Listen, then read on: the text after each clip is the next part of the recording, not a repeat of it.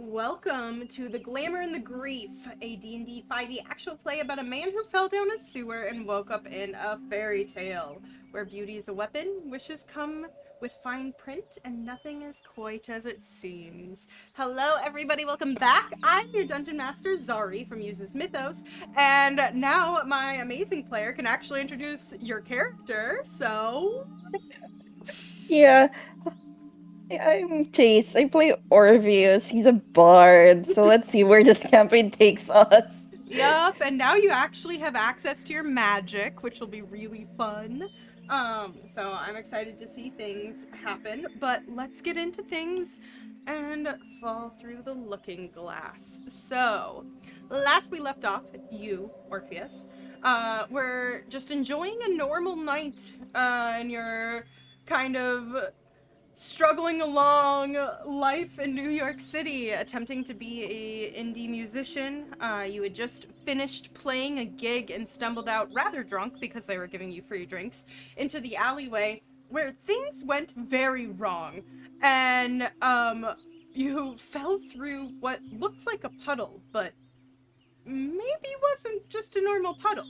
And when you woke up, you were in a place that was so different. The light was too bright, everything was oversaturated, and all of the plants were trying to eat you, and there was this creature chasing you, and everything felt weird. You manifested some weird magic, and then were rescued by what looked to be a ladrin with very long ears and, like, intriguing hair, Ariella, and she was in a full regalia of plate armor.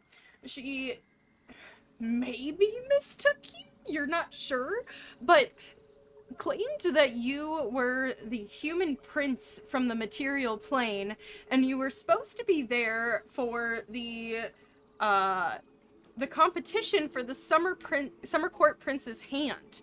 And you were confused. You weren't sure if you had lost your memory or if things were wrong. And she did tell you that that's a pretty typical thing of traveling into the Feywild, is that you sometimes lose time and sometimes lose memories if you are not adapted or from the Feywild. So, assuming that you let her guide you to safety to a very beautiful summer court that was built into a gigantic tree. There you met her girlfriend, lover, friend, we're not sure.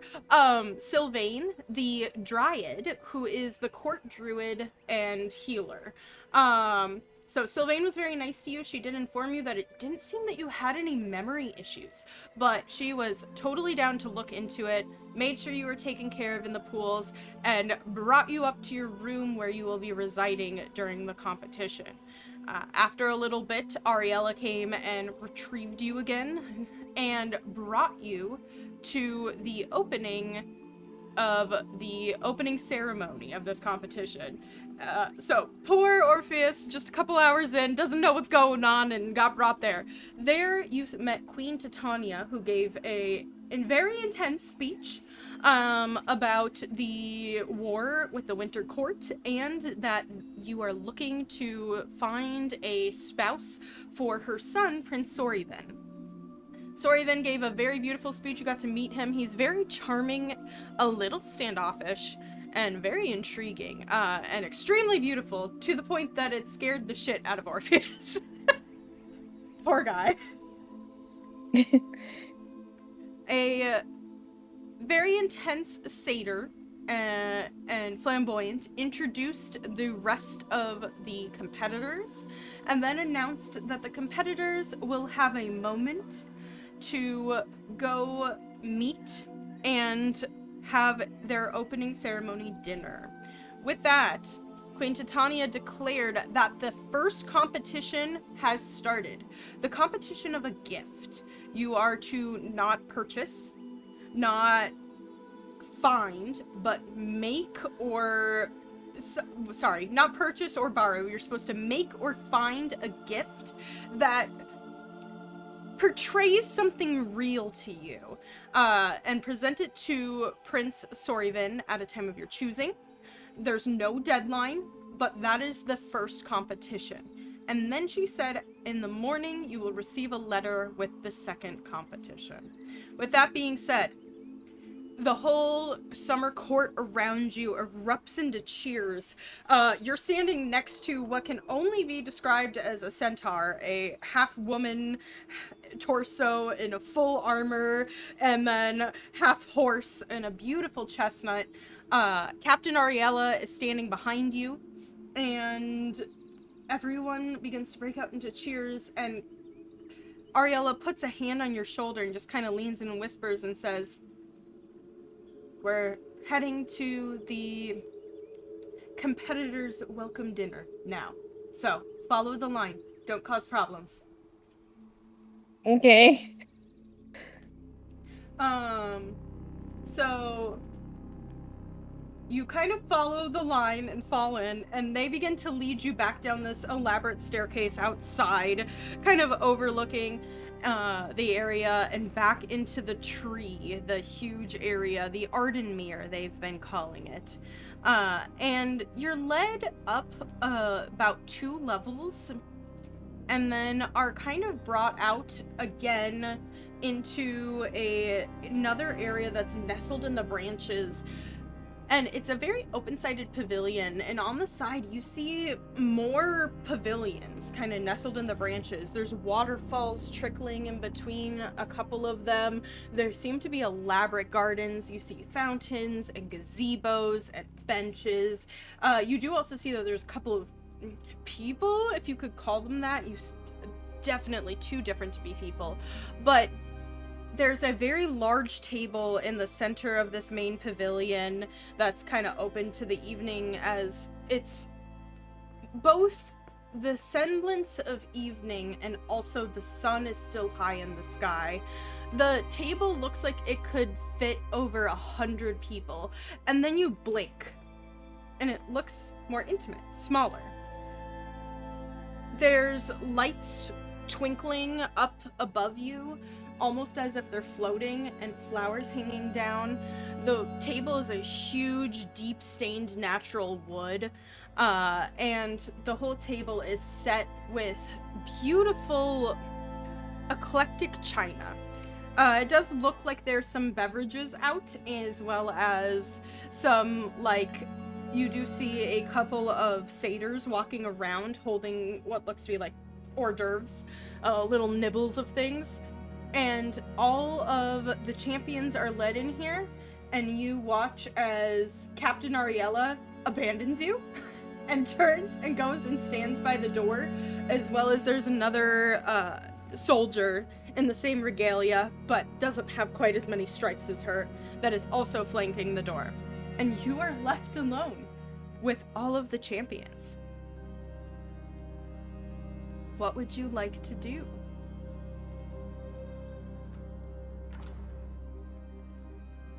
I want to make an insight check to check if they're friendly enough to socialize with. Yeah, go ahead. And so this insight check is going to give you like little tidbits. You kind of got the skinny on each of them, but this insight check will give you little tidbits so that you can kind of see who you could maybe start to socialize with. Yeah, because to be honest, I don't want to win. But it would be funny if I won. Yep. If I was avoiding to win. Yep, we'll see. Okay, go ahead and Let's see. roll that insight check. Okay. 14. Mm-hmm. So, with a 14, a couple of things you notice. The Summer Eladrin, who looked like he was a noble, he was kind of like the favorite, he was the first to be introduced, he looks like a little bit more closed off, but in the sense of following protocol exactly. You do also notice that the satyr, very open. He's already like chatting up the satyr that he's grabbing snacks from. Looks like he would be very open to have a conversation with. The Autumn Court Eladrin is standoffish in a corner, kind of playing little emo person over there. Same thing with the woman centaur. She seems to be some sort of classic like soldier and is not immediately integrating. You do notice that the Haragon, the rabbit folk, who is said to be the messenger, a royal messenger, she seems to be like starting to integrate and chat, as well as Pip the Corrid. So those are kind of like your integrators there. So those three. You don't know where the dryad went, and you're not sure where the fairy went. Ah.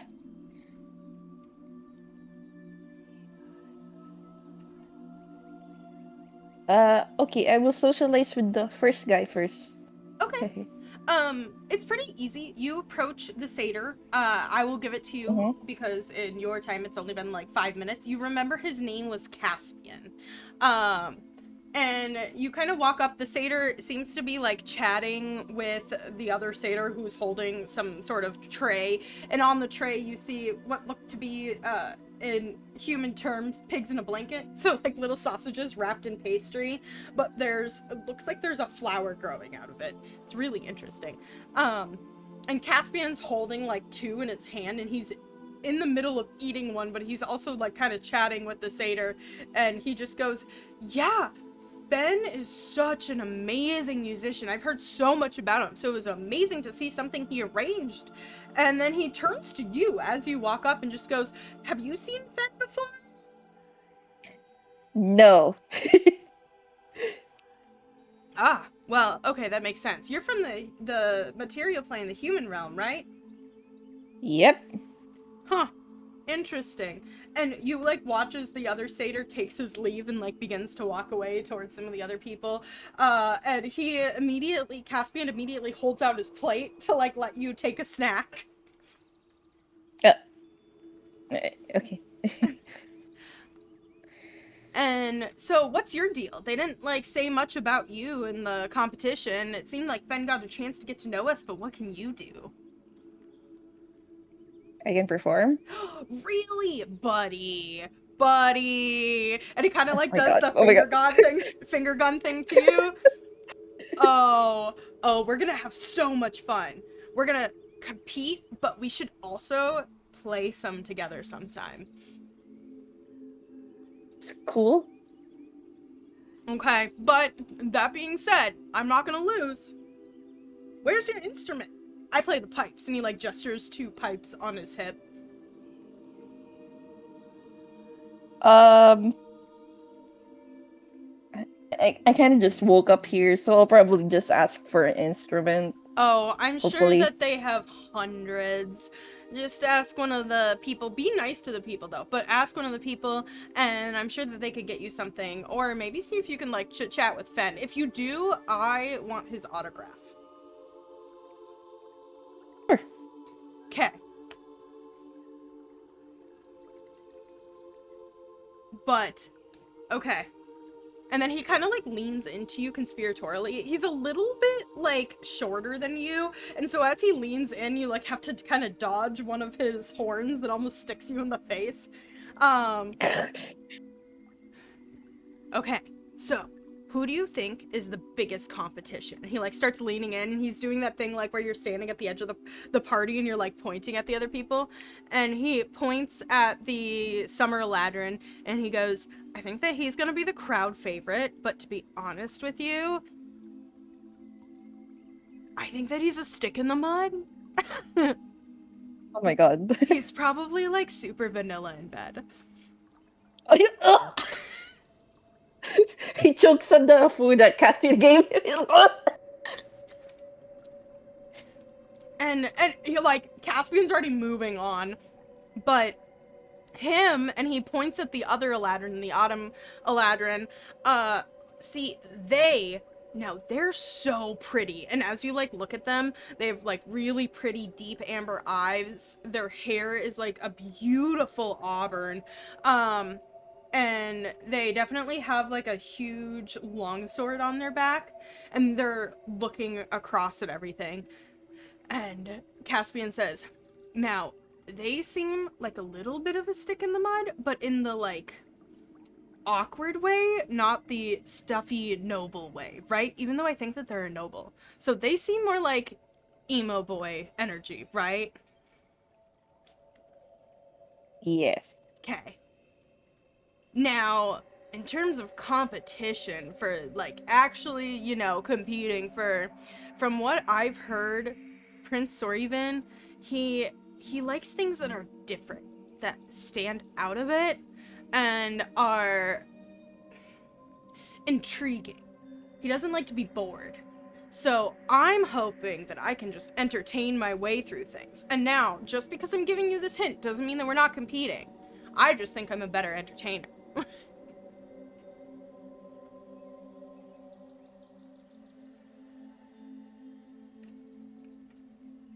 I mean, personally, I don't know. I mean, we wouldn't know their abilities until like the first competition's over. So I'm taking note of that.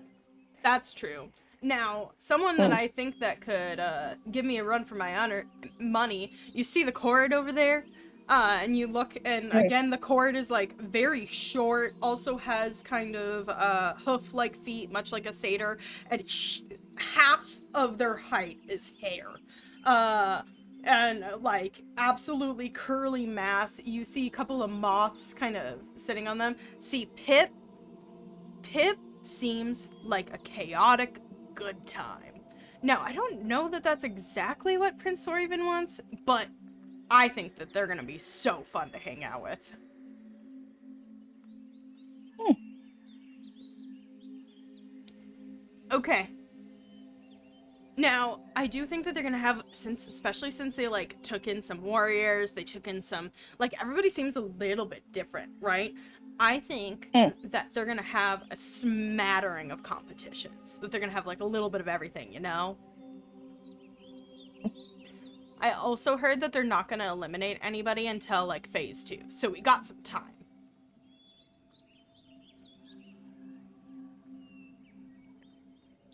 What happens when you're eliminated? You're just out of the competition. You get to go home. Yeah, as far as I know. Unless you sincerely piss somebody off, but that's, typical Fey court shenanigans anyway. Ah, Okay, so so, is this your first time like joining competition like this, or oh, I'm gonna be honest with you, they haven't thrown anything like this in, like, over 2 centuries. Jesus? So, I'm not that old. But, like, last time they threw a competition, I think it was just for, like, funsies. So this one has a little bit more at stake, but we all, you know, the war and raising spirits, blah blah blah. So, okay. And he, like, straight up pats you on the back, and it's like a little too close to your butt, and goes, "Okay, I'm gonna go see if I can cause some chaos with Pip. You go into, intermingle with others, and maybe we see if we can get some more information. I have your back, buddy, but also I'm still gonna kick your ass." And he, like, walks away a little bit, finger gunning at you again. Okay, next one. Okay, who are you heading to next? Who's the friendly person again? I know there's two, but I'm bad Um, with names. it's okay.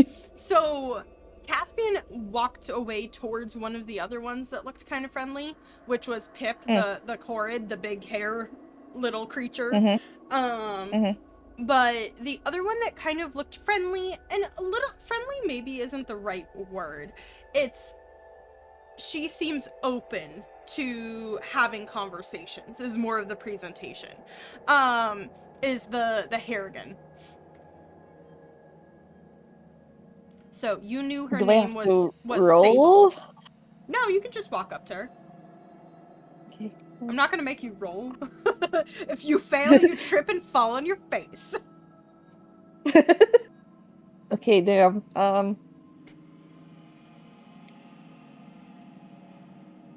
Hi? Uh, so you walk up to her. She's kind of like looking around a little bit, and is also like taking a drink of a goblet. And as you approach, she waves, like she beckons you over. Oh, nice. Hi, I'm Sable. And she puts her hand out. Orpheus. And then he shakes her hand. Her paw, it's very fuzzy. And Oh! as you kind of look, her ears are twitching. Like one of her ears twitches back, and Oh! her nose wrinkles up a little bit. I didn't know that you were coming. That's so cool. I knew that there was like a human prince coming, but it's nice to meet you. There wasn't any information Yeah. about you. But, you seem a lot less intense than some of the other competitors, so. And you like hear there's like a little bit of a crash in the corner, and you look over, and Caspian and Pip are definitely getting into something, and you watch her ear like twitch, like she's aware of everything going on. So I'm just gonna give you a little bit of a hint, because you don't know much about Fey Court, do you? No. Okay. So I'm the opposite. I know a lot about Fey Court, but I don't have the political backing that you do. And a lot of the people here either have some political backing, or they're like a folklore hero. So I'm kind of a little bit of a fish out of water too, just in the opposite way.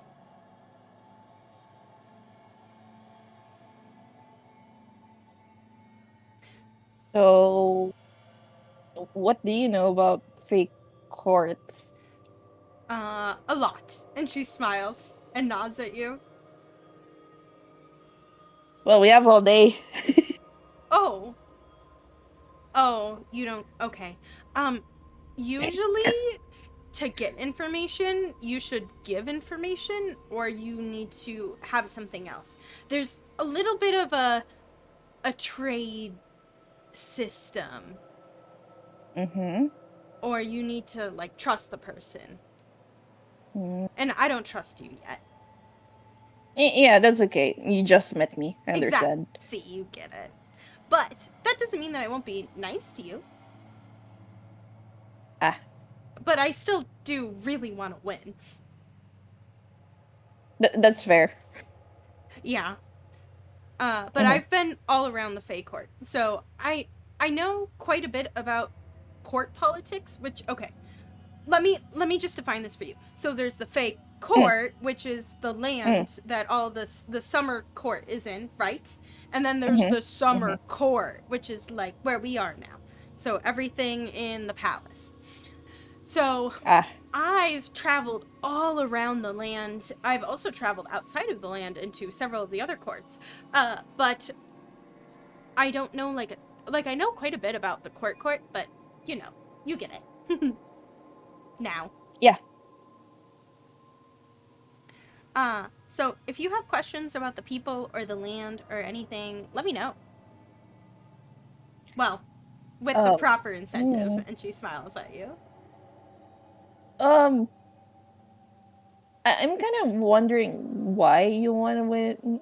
Is he like your dream prince or something, or is it like Make I an don't know insight money? check. It- Orpheus is literally giving signals that he does not want to fucking win.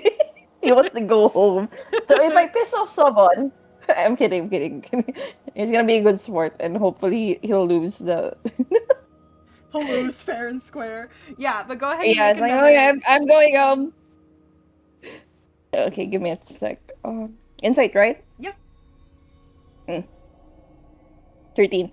With a 13, um, it's hard. You don't know what rabbits do when they're making faces. She seems really twitchy, and she flinches a little bit, but you're not sure if it's just who she is as a person or anything. And she just kind of squeaks out, "My motives are my own." That's fine. But just do your best.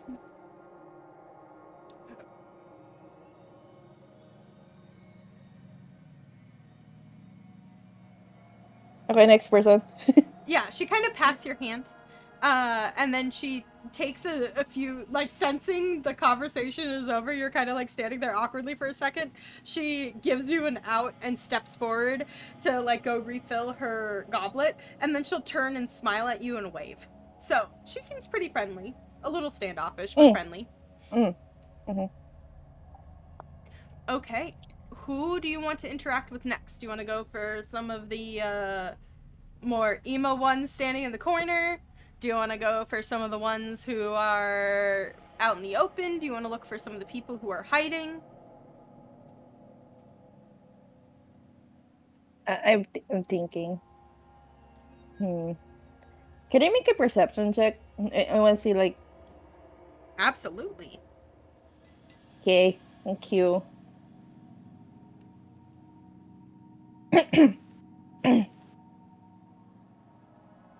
Oh my goodness. 22. Okay. With a 22, um, you notice two things. First, you notice that almost stepping out of one of the trees and the vines is the dryad. She looks like she was maybe standing and watching for a little bit. And as she steps out, she turns and she locks eyes with you, and she doesn't blink. Like, her eyes are a little unsettling.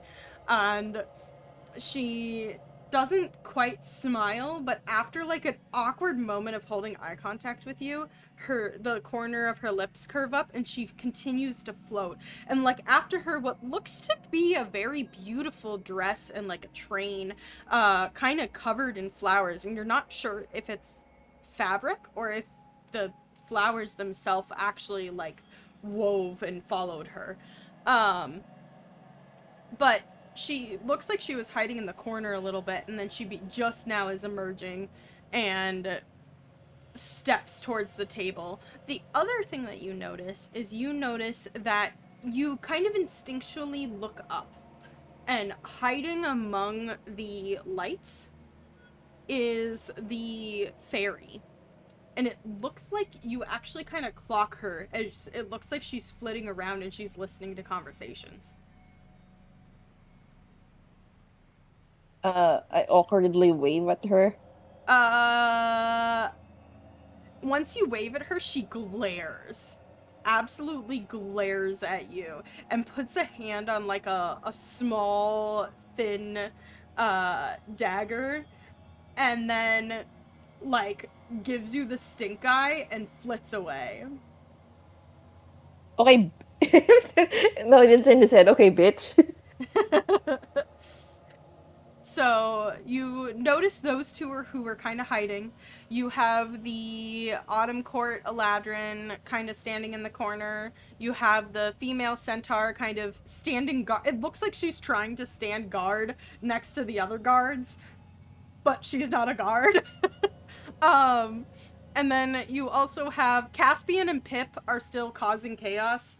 You actually see one of the satyr waitstaff kind of like rush over, and it looks like he dumps like a pitcher on something. They might have lit something on fire. And then you see the Eladrin, the summer Eladrin, so the one from this court, is sitting down and kind of helping himself to a beverage and just has taken a seat at the table. Can I help put the fire out? Sure. Yeah, you head on over there. And Pip and Caspian are dying of laughter. Both of them are like on their backs, kicking their hooves, laughing their asses off. And one of the waitstaff is like putting the fire out with like one of that exhausted, but also, like exhausted, but also this is my job smile.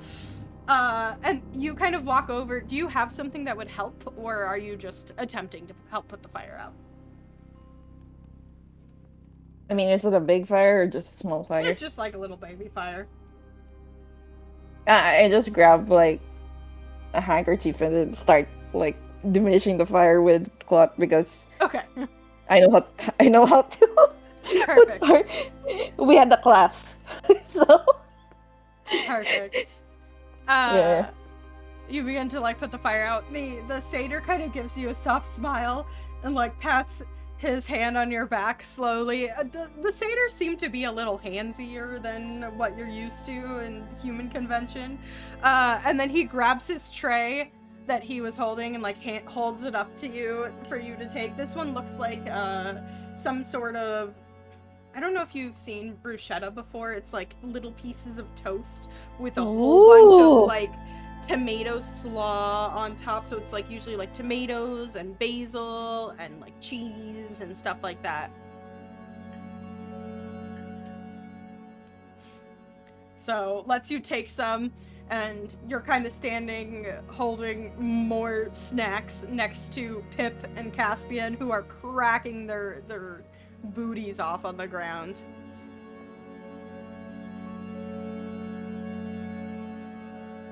I guess I'm gonna introduce myself to the waiter, who's a satyr. Oh, that rhymed.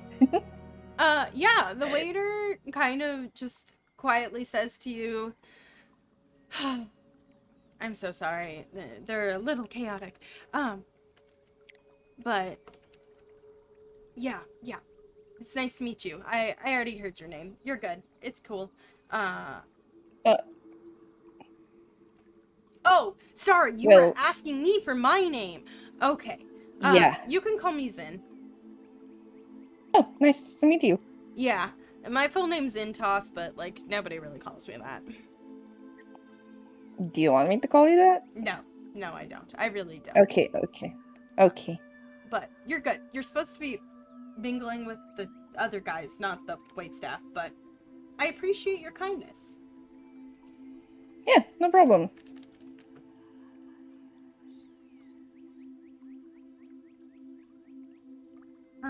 And he kind of bustles off. And after like a minute while you're standing there kind of awkwardly, he like rushes back over and he shoves what looks to be some sort of like mini chocolate on your plate and then runs away.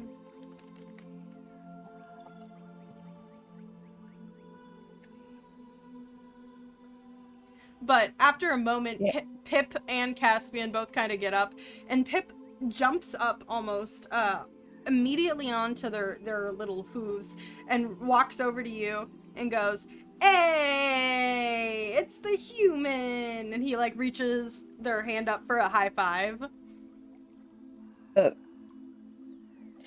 Pip's what's Pip again? The Chorid, the like absolutely tiny little creature with huge hair. I think they're from 3E.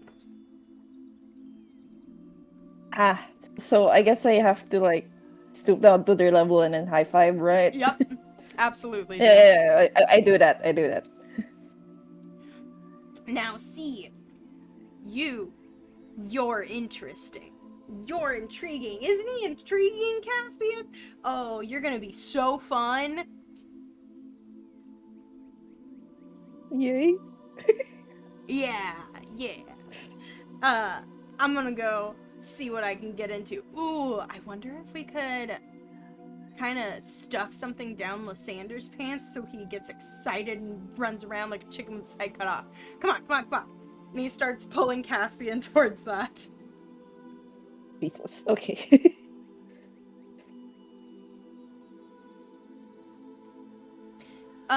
You know what they remind me of? What? Oh, sorry. No, go ahead. Like, you know, those popular boys that you thought they were gonna be mean? No, they're just fucking stupid. Yep, that's the energy. Honestly, both Pip and Caspian. Caspian's like the really nice frat boy energy. Yeah. And Pip's just chaos incarnate. Is there anyone else that you specifically would like to try to approach? Otherwise, you begin to see the lights are starting to dim.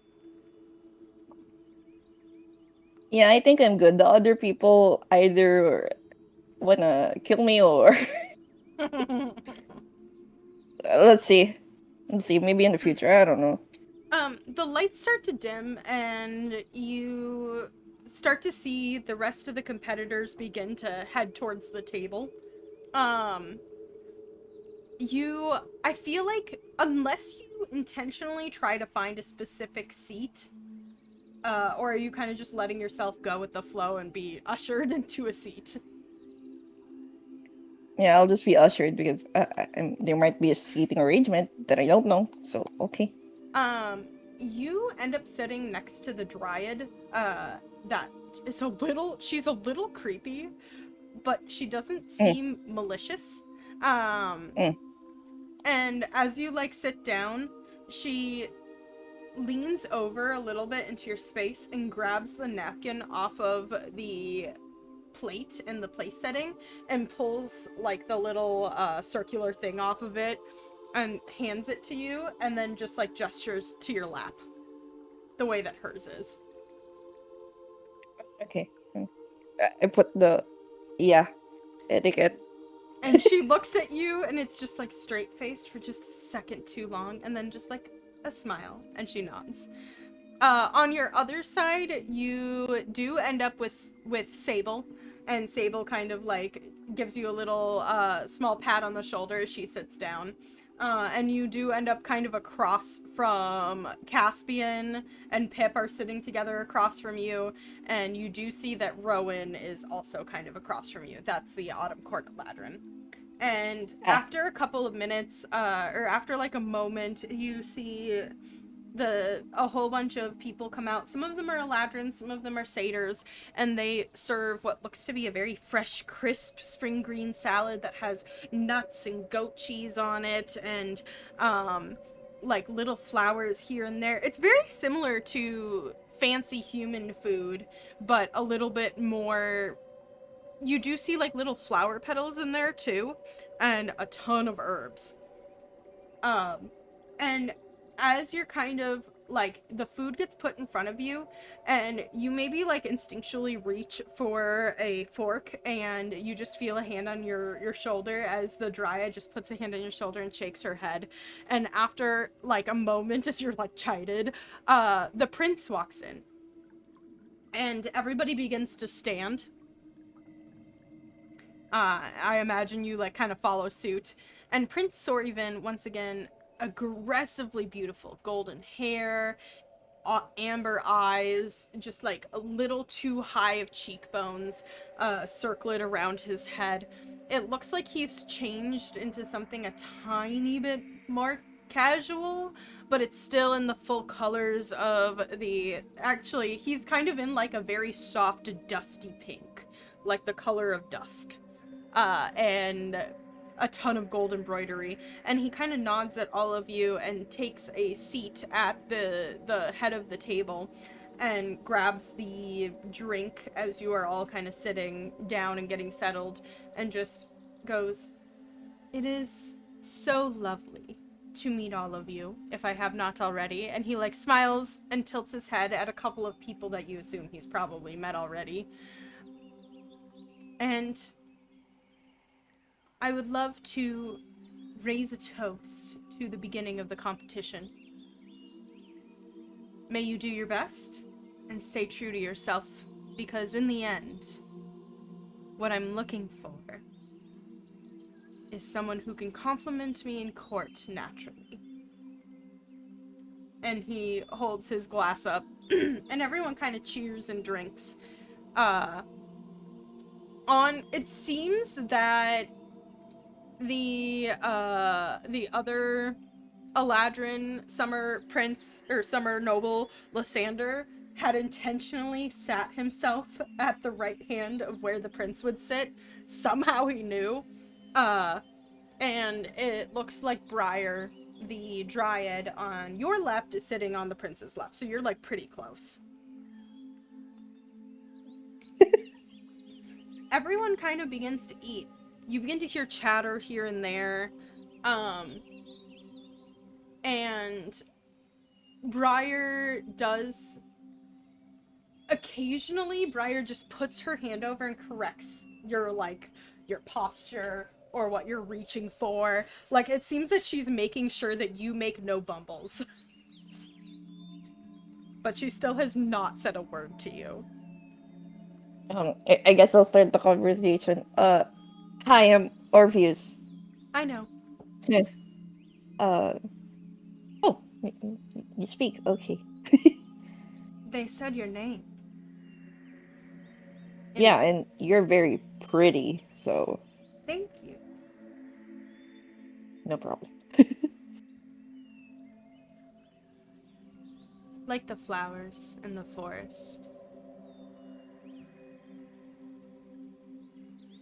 You are young.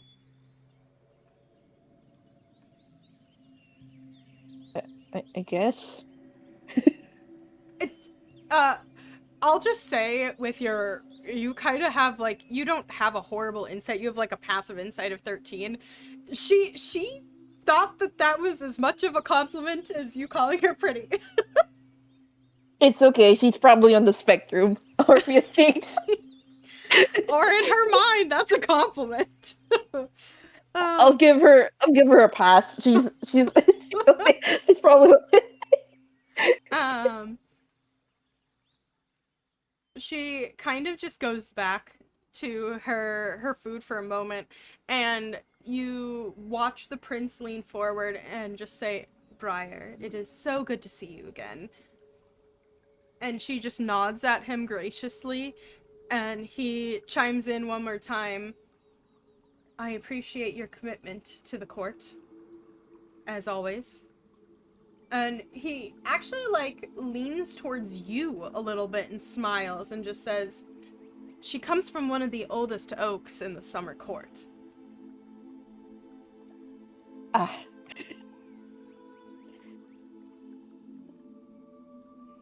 And Lysander, he like leans over and he kind of puts a hand on Lysander's shoulder, and you watch as the man both tries to keep the straightest of faces and also like his face begins to just turn a little bit red.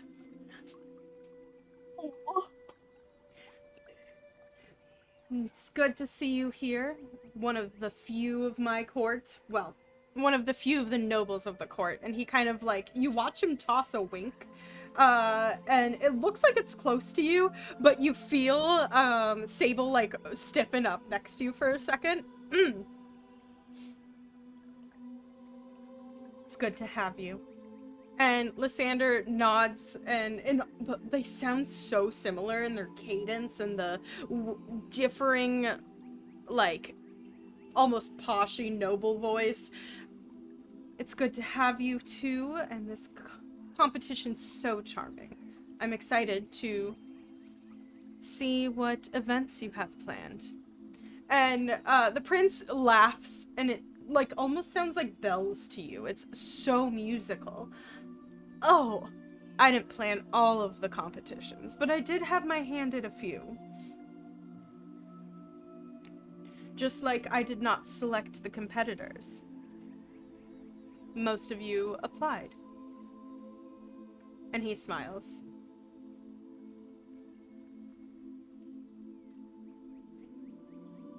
He moves on to to Pip and Caspian next to them. And just kind of goes, okay, kids, do not cause too much chaos at the dinner table now. And he smiles a little bit, and then he nods again at the Autumn Court Eladrin. You're going to scare off the other nobles, and gives them a smile as well. And you watch as Rowan, the Autumn Court Eladrin, does a deep nod that's so respectful.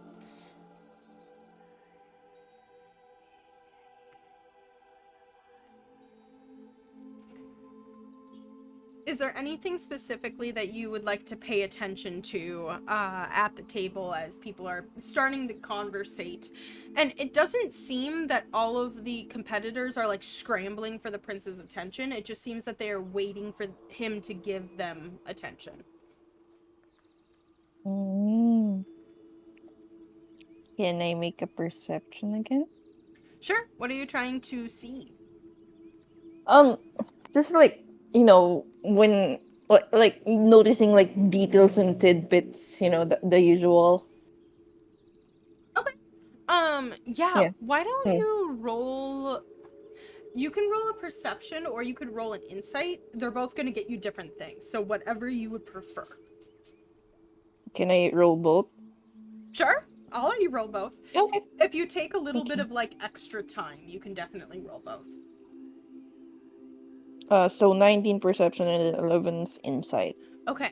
So with a 19 Mm. perception, some things that you're picking up on. Briar's like so intensely aware of what you are doing and making sure that you're doing things right.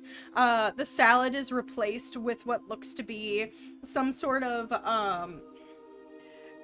it looks like a very fancy veggie lasagna that's circular. But as you cut into it and are starting to eat, it doesn't taste like lasagna at all. It almost has like a super bright freshness. It's like, it's a little bit closer to, I don't know if you've had chimichurri before, but it's like so many herbs and lemon and oil, like that kind of flavor. And so she's like paying attention to you, but also at the same time, you see that she is still paying attention to everything else happening. Continuing around a little bit, some other things that you pick up on, both Lysander and Rowan, who are sitting next to each other, are very evidently of courts. Rowan is considerably quieter, but he and Lysander do get into a bit of a conversation, and it is the politest conversation you've ever witnessed that both means nothing and maybe means everything at the same time. And then there's the two chaotic ones sitting right next to them that they seem to be ignoring. And closer towards the end of the table, you have the fairy is sitting like on the table almost itself, and it seems that her portion sizes have been shrunk to like fit her size, and I will give with the 19, she seems to be listening into everything.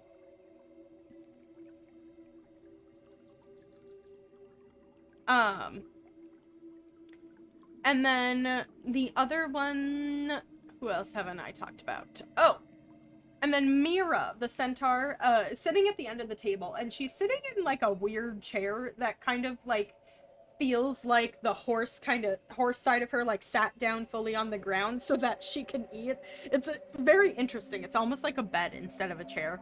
And you would get the sense with both the 19 perception and the 11, she thinks that everyone is a little chaotic and is struggling a little bit. And when she notices you watching her, she nods at you in a very gracious way. I guess I will bow back. Okay. The weird herby lasagna gets cleared away, and a whole like spread of cheeses gets brought out and grapes, and it is delicious.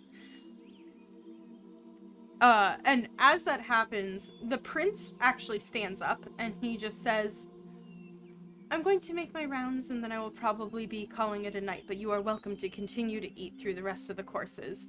I just dined with my mother ahead of time. And he like smiles and he dismisses himself from the court nobles and nods to Briar. And he actually sets a hand on Briar's shoulder, and you watch as her hand goes up and like touches his. It seems that they probably know each other.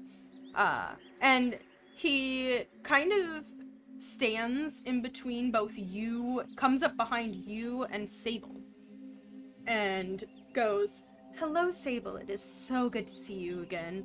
I hope that your travels have brought you patiently here.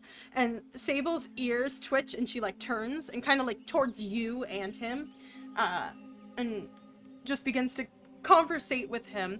Oh yes, the travels were fine. Everything went well. I was out on the outskirts again. I was gonna try to see if I could get some of the raspberry chocolates that I know that you like from there, but they were unfortunately out. They had a raspberry issue this season. And she's like starting to babble a little bit, and he puts a hand on her forearm and just like so slowly, and she stops for a second and smiles. And he goes, that is okay. I'm sure that you can come up with other gifts to give me. And he smiles a little bit, and then he turns to you. Orpheus, it is so nice to make your acquaintance. I heard not much from those your family, I suppose, in the material plane. Was your travel here all right? And up close, he smells so good. It's a little floral, and a little bit like tree bark, and it smells amazing. Orpheus is just having like a flashback on how he fucking ended here, and he's like, "Yeah, great." Oh, was it a little bumpy? Are you having any Very. issues? Did the captain bring... And he, like, turns and almost, like, glares at the captain for a second. Did the captain find you all right? And you were taken care of after? Yeah. Just making sure hospitality is at its best, as always. Now... Don't worry, I'm fine, Your Highness. Oh, that's okay. We are all friends here. You can simply call me Soraven, or if that's a little too casual, you are welcome to just call me Prince. Okay, Prince. And we've had a few days to learn about everyone here. You are an enigma. And, like, he's almost a little too close. And his amber eyes are beautiful. And you see, like, a swirl of golden in them.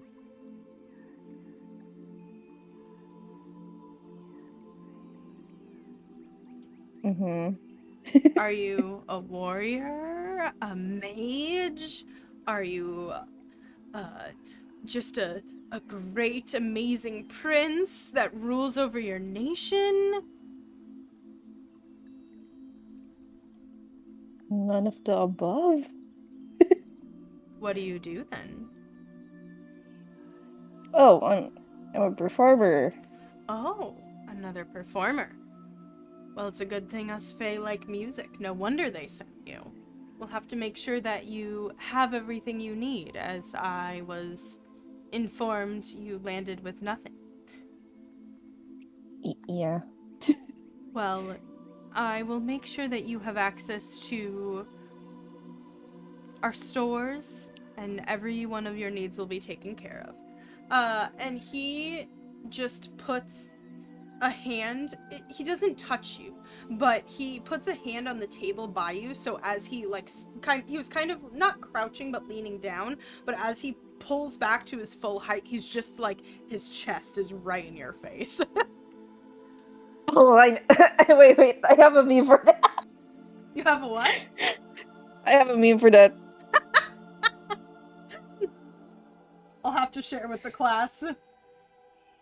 Yeah, wait, where do I send it? General? Sure, wherever. Yeah, I have so much to draw for this campaign. Good, we love art, and I'm sure that those listening love to see it too. Medium shout out. Make sure you go and follow Chase on all of his socials. Okay, so it's a picture of an amazing chest pressed against a window, and someone looking both panicked and both in the absolutely scared but also a little bit gay panic way. It's beautiful. Yeah. Absolutely beautiful. Oh my goodness. Perfect meme. Yeah. You watch as he continues to make his rounds. And he does stop and talk to the captain. And after a bit, the next course comes out, and it seems to be some sort of interesting fish dish. Also very fresh and herbaceous. There seems to be capers and like lemons on it, and it's very creamy, and there's almost like a creamy pasta that comes with it. And the meal continues. The lights continue to get dimmer, but also grow on the sides in lighting. And after a while, like, you are probably stuffed. And there is some sort of chocolate cake that is just so decadent and unnaturally, like, you probably have never had anything like this in your life. Like, you've had good chocolate cake more than likely, but like, let's be real, Orpheus has probably been living off of shitty bar food and ramen and whatever Nona makes. so Yeah. so like, a cake of this level where it, like, 2 bites of it is both enough to sate you and not enough at all. uh you're probably very full and very sleepy and have had a long day. Um, the chatter does kind of seem to die out around you. And you do notice after a little bit, Briar stands and she nods to you. And she nods. You watch as she kind of like nods to almost everyone. She doesn't say much. And she pulls a flower out as she leaves and sets it down next to your plate. And it looks to be some sort of pink carnation.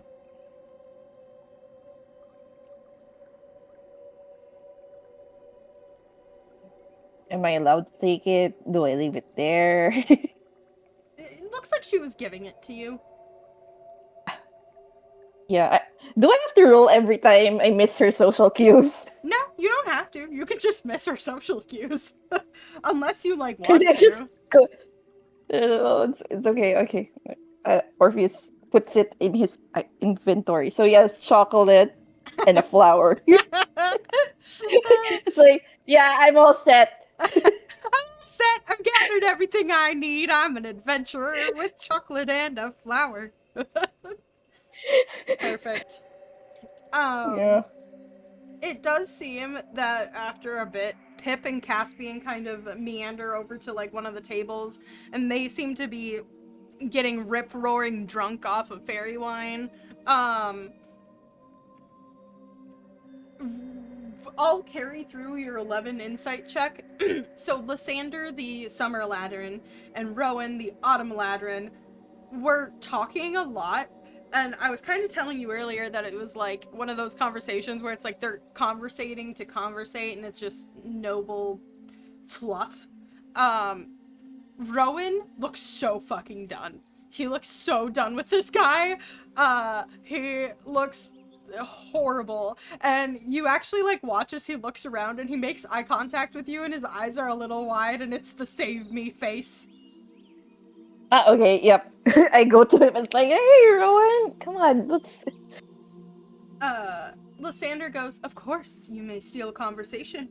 And he nods and you kind of, like, pull Rowan to the side of this pavilion, and snag some wine off of your good old friend who you made earlier, Zin's plate. Mm-hmm. And Rowan just goes, oh, thank you. Rowan, Autumn Court. Yeah, Orpheus. I don't know Kurt. Haha. Aren't you of the human realm, material plane? Well, I suppose it's... Sorry, we're not supposed to call it the human realm, but everyone here does. What are you supposed to call it then? The material plane. There's so many people who live there who are not of human race. But it's habits from old. Our Feywild was attached to an older world that died, and then we reattached to Illumilan, and this world's a lot more diverse. Yeah. It's Orpheus nice. is like, yeah, okay, totally understand what that meant. Yeah, I will try to understand it, but okay. You know, he still thinks it's a dream. But were you entering the competition as part of a political alliance, or are you looking for the favor of the prince? Hmm. I guess I'm just here for why not?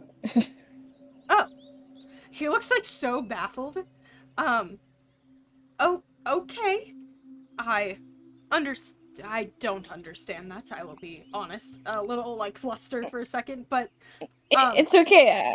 I don't understand anything either. oh, I suppose that makes sense. You are very out of place, and from what I've heard, when you travel over, there sometimes is memory issues. And he like looks at you, and considering you didn't understand basic Feywild history, I would assume that. Well, I'm also a bit of an odd one out, and he kind of like gestures around. Uh, Lysander is a jerk, and Ah, I'm the only other noble, and the rest of them are mainly from the Summer Court, so being from a different court like you makes me mhm. on the outside.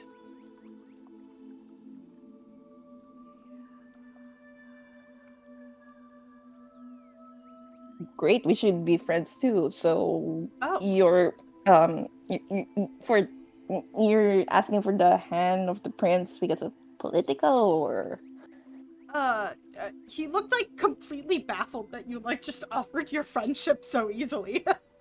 um, yeah, why not? It's a dream. Might as well. We still think like oh maybe god. mm. Oh, yeah, political. The Autumn Court and the Summer Court are in a political alliance for the war, as well as the Spring Court, obviously. And I came here as a gesture of that political alliance. Ah, The Summer Court, unfortunately, does not have a. The all of the princes and princesses and princelings in our level are married or they're really, really young in the Spring oh. Court. And so they didn't send anyone, which is understandable. Mm. But I'm unsure of the definition of friends from the material plane, but if it means alliances to some degree, I would not mind. I mean, we are both the odd ones out, as Mm. we said, and I assume you need Mhm. alliances in a competition like this, even though we are technically competitors. I mean, yeah, just because we're in a competition doesn't mean we can be friends. I suppose. It's just a little different when you're competing for one's hand in marriage than a simple trophy. Yeah. Well, if we are friends, then as a goodwill, I will tell you this. And they kind of like lean in a little bit. Um, Mm. if you need assistance, my Mm. sister Nymeria came with me. Mm. She Mhm. wasn't supposed to, but she followed me anyway. And so, if Mm. you are looking for an ally, and also very selfishly, if you could maybe. She doesn't listen to me, so. If she has a friend as well, is what I'm saying. But that was kind of half a help and also half a possibility of another ally for you. And then, as a goodwill, I will tell you, Lysander doesn't like you, so you should be wary. Good. I mean, oh, I like drama. Yeah, give it more. um, In his head, it's like nice. Lysander has opposed different policies about relations with material plane in the past, and was very in opposition to you coming. So he will probably be openly cruel. Okay, I can just ignore him. If you can't, I don't like when other people bully others, especially when they don't deserve it. It's not honorable to be rude. Yeah, I get that. And that is something that I care greatly about. If it's not fair, then it should not be. Yeah. And as you kind of like look up at them, they're considerably taller than you. They are definitely also an Eladrin, so like we're talking like 6.5 feet. Golden eyes, so they're so beautiful, but it's again in that like kind of creepy Eladrin way of just too pretty. But they kind of nod at you and say, well, Nymira, if you need anything. And I'm open to friends. Hmm. All right. And they kind of like awkwardly stand up and brush their like breeches off. I'm going to leave. It is getting too chaotic here. And like kind of eyes over and walks away. Okay, bye. Pretty much. Mm-hmm. Okay. So Rowan has left. You do not see the fairy at all anymore. It seems like Lysander, in the time of your conversation, has also gotten up and left. Briar's gone. Pip and Caspian are drinking in the corner. Sable, like, has walked over and has kind of joined them. Like, looks like she's having a drink with them, but she's not, like, as rowdy as them. And the only other person that is still there is Mira, the centaur. And she is, once again, looks like she's standing guard next to your good old Captain Arlia. She's like looking at Mira like, the heck? Yeah, I'll try to converse with Mira. Let's see. Okay, yeah. You walk up to her and she immediately like straight up, there's like a clang of armor, and she puts her arm across her chest and she bows like so aggressively to you. Orpheus raises his hand up. It's fine. You don't need to bow. I'm just here to talk. Oh, this is our greeting. We greet. Ah, okay, nice. How do Orpheus your bows people back again. how do your people greet on the material plane? Do you also bow? Um, no. We just either shake hands and stuff. How do you shake hands? Yeah, okay, She so- like straight up she straight up like puts her hands up and shakes them. Why is everyone?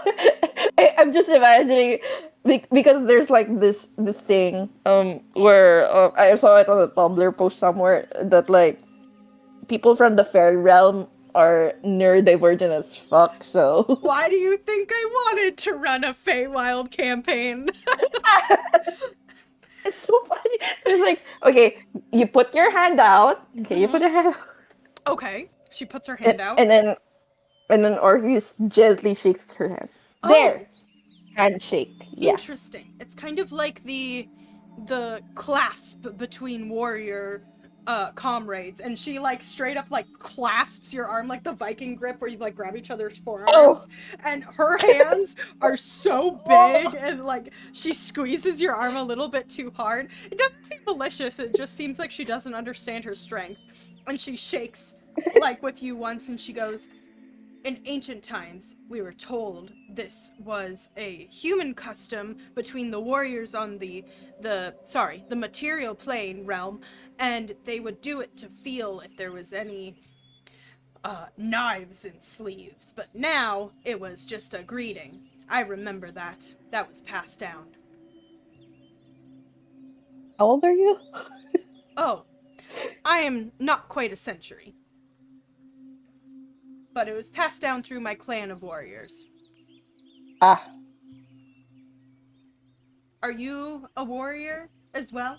You do not seem like one, God, forgive me. no. God, no. Alright. It seems that there are several warriors between myself and the, Autumn Court noble, and probably the Summer Court noble. But it does seem that others are equated to other realms, so I'm curious to see what the competitions are. Me too. I'm actually curious. She, like, nods at you again. Every time she nods, it's like a clank of armor.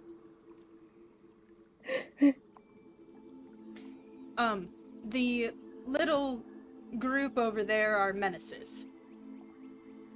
Yeah, I know. I don't think they are bad. They are just menace.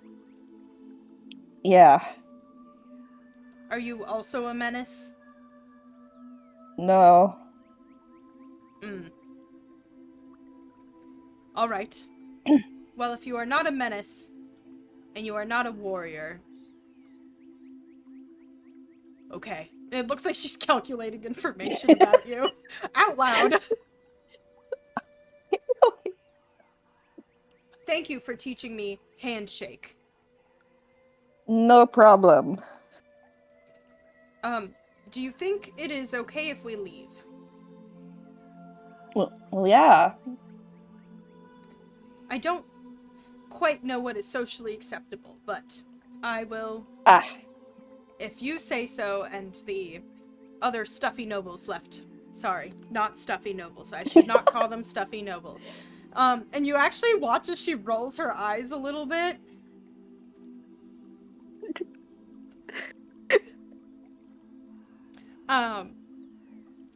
Rowan's okay.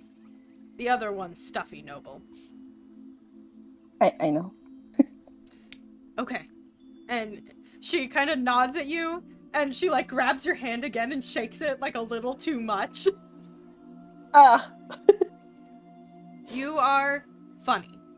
And nods at you. And then she walks away. And it's just Thanks. clopping and clanking. Your hand hurts a little bit. And Captain Ariella, who's like maybe 5 feet away, kind of like looks at you and has like a smirk on her face. It's the most you've ever seen her smile when not with her quote unquote maybe girlfriend that you have not investigated yet. Oh. Like how most women that Orpheus meets either treats him like he's a baby or just it's like, do women find me cute? But then when it's a man, Yeah. I saw the princess boobs, so I guess it's an achievement. Yeah, I guess it's an achievement. Okay, so it looks like the party has kind of died down a little bit. Well, the party sure hasn't died down. The party's still going over in the corner. And it looks like they're playing some sort of weird game that's like kind of a what reminds you of like a lawn game where they're tossing stuff to try to get it to get onto certain like branches on one of the walls. So you are welcome to do that, or it looks like good old Captain Ariella has you have her attention as well. So if you would like to leave, you are welcome to. Yeah, I would like leave. They're either playing beer pong already or Yep. Captain Ariella, she nods, and you actually walk as she gestures to you, and as you step out, you see another person like file in and take her place. And she says, I was told that I need to keep a better eye on you because your ride over here was bumpy. And she, like, makes a little bit of a face. Or he just makes a face back. But I will take you back to your rooms, and if there's anything that you need to assist you that's not already in your rooms, you can leave me a list. I suppose I am an errand person now. You don't have to be if you don't want to. Oh, I'm gonna be honest. I'm going to pass it off to one of the servants. Ah, okay, good. They are... I will clarify, because I don't recall how it is in the material plane, but we call them servants. They're workers. They are not enslaved. They get paid. They're just workers. Okay.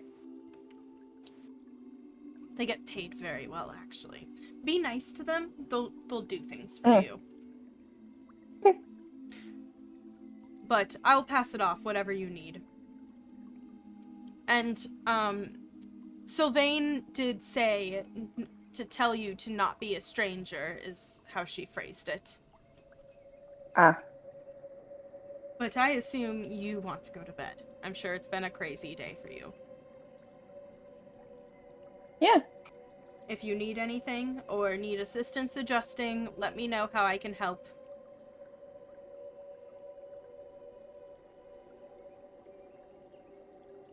And after a bit, you do end up back at your door, with the same, like, kind of almost loot-like symbol, in the elaborate mirror, and you push back into the room, and she kind of walks over, she pushes past you for a second, and walks over to one of the side tables, and pulls out a pad of paper and a huge quill dipped in ink, and she hands it to you.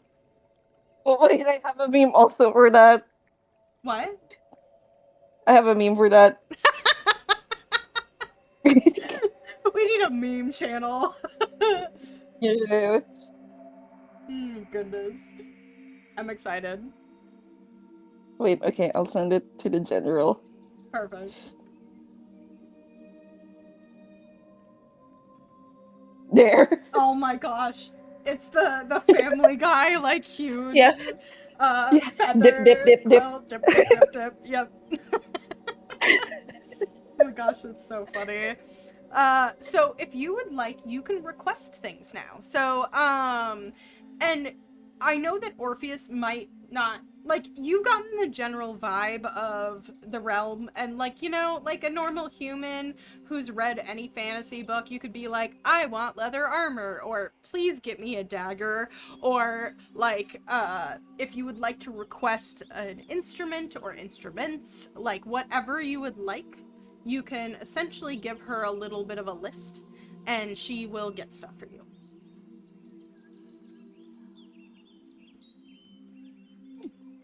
So I will think about it. okay.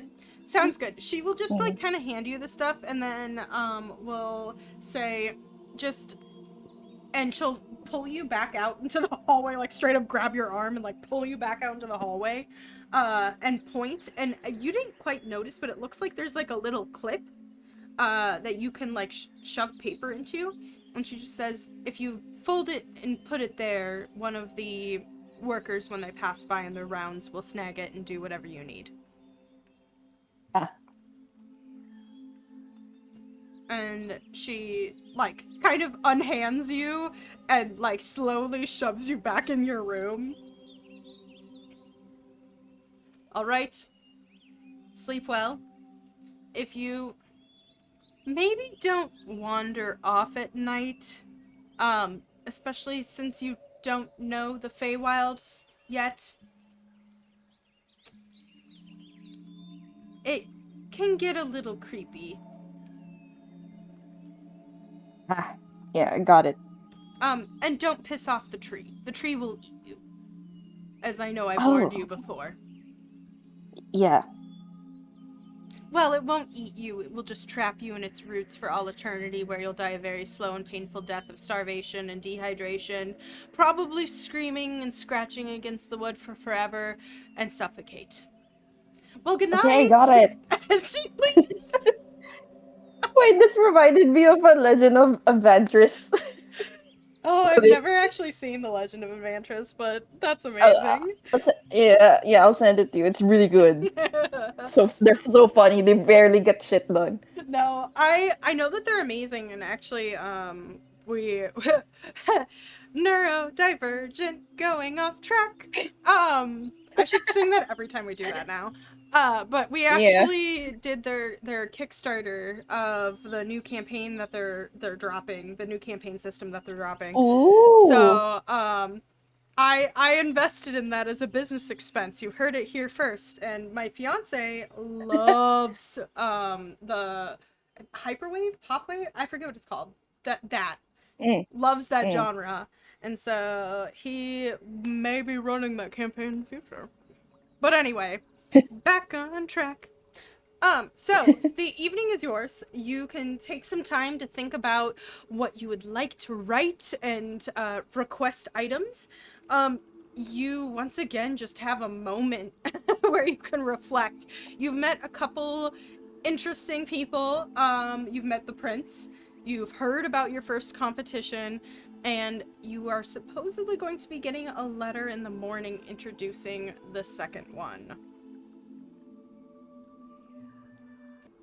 So, as we see Orpheus in his room, kind of just chilling, and we zoom out. There's this beautiful, huge bed with the cascading canopy. Oh my gosh, I forgot what it was called for a second. You have some time to yourself. How do you respond? What is Orpheus thinking about? How is he feeling? I guess he's gonna do like the game plan for the for the first competition. So I mean, a performance is made anyway, so it technically counts as a gift. Mm-hmm. Mhm. He's gonna serenade the prince. Is he going to start writing a song himself, or is he going to play something he's written before and adapt it, or what do you think he's gonna do there? He's gonna play something different, like what he's written before, because Okay, so he could be done with it. sounds good. Maybe Mhm. start working on that and figuring out what he needs for that, and then start to see what else is going on before he plans a good time for it. Mhm.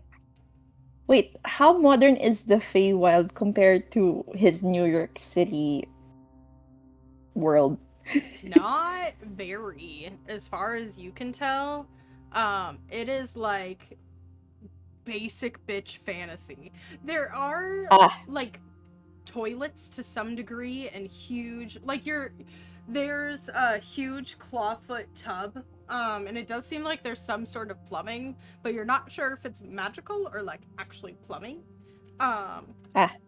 but otherwise, it's not very modern. It looks like because of the magic and the innate magic that they probably developed way different than the humans would have in New Ah, York. So you're not even sure if there's such an instrument as a guitar here. I mean, I could ask. You could ask. Okay, so he writes guitar, lights, question mark. I don't know what that is in fairy. He puts a parenthesis. I need to see the lights because it might be different from our world. And the Okay. guitar. Okay. Hmm. Cool. And then maybe a couple of servants to help with the lights, the queue. Okay. Well, okay. I'm not gonna say anything Mm. there because Zari knows what's gonna happen, but I want to see how you put this together in the morning. So when you get a chance. Yeah. He's gonna.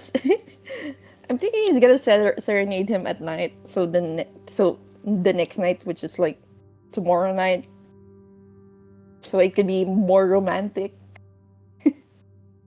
Okay. Is there anything else that you wish to put on your request list for now? Um, an envelope in like fancy paper so he could write like what time he's gonna be serenading him or like you know. Okay, so some stationery. Yeah. I can't stop imagining Orpheus doing the dip dip dip dip. Fair. I need to Need see to that draw that now. dip. Right. Frantic writing. Dip, dip, dip. Frantic writing. I love Family Guy for their jokes. It's so fucking funny.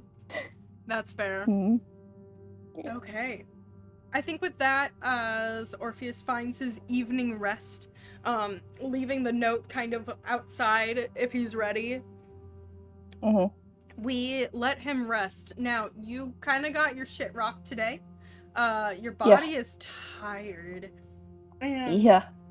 the bed feels so comfy. It's so plush. It is probably the comfiest bed that you've ever slept on. You are surrounded by pillows, as many pillows as you want. You find like a basket of fuzzy blankets in one of the wardrobes if you want extra blankets. Like, all of your needs seem to be taken care of. When you were gone, someone set up like a tea set, and there's a really yummy smelling, what you can only imagine to be some sort of chamomile, and it is so cozy in here. Nice. And you manage to find your evening's rest. When you wake in the morning, you find 2 notes under your door. Yeah. One seems to be a very flamboyant, fancy, intense envelope that just says your name on the front. And then the other one is a folded note that is definitely smaller and less intense. When you open the note, it just says something like, I do not know what a guitar is, but if you would like to ask around, you can visit the music hall and they can get you situated. Oh, nice. And then, but they do note that they'll have stationery for you soon. Nice. And then you turn your attention to the large envelope, and you assume this is the letter that announces the second event. Here's what it says. Each competitor is to plan a formal dinner for the prince and whoever they select. You are required to plan the menu, the entertainment, the decorations, the seating, and know who to invite.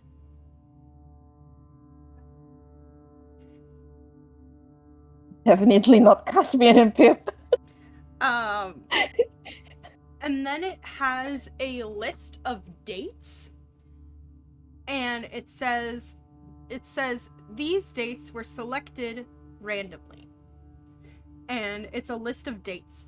And you see that there's 2 days before the first one. Go ahead and roll me a luck check. Let's see how lucky Orpheus was. Wait, how do I roll? So for luck check, do I roll a normal D20 you D20 can just or roll I'll just have you roll a normal D20. Oh, okay. Sometimes I do D100s for luck checks, but we'll do a D20 for this one. Okay. This is new. Mm-hmm. Wait, okay, give me a sec.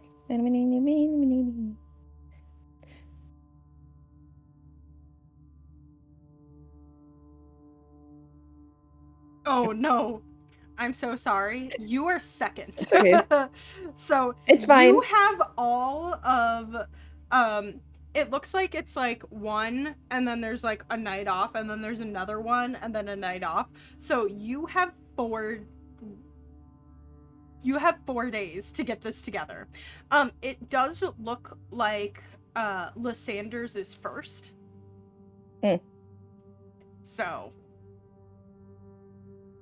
So you have 4 days to figure out how you're gonna plan this banquet, to know what you should or shouldn't do, and to invite the necessary people. Oh, I have an idea. Okay. I mean, he didn't say that I couldn't cook for him. He did not. So what if I bring the human food to him? If there's ingredients, I don't know. That's an intriguing idea. And you could choose to perform your gift that night, or you could choose to try to track him down today too. Whatever you would prefer. I want to do the serenading first. Wait. I have an idea. So it's serenade and then dinner.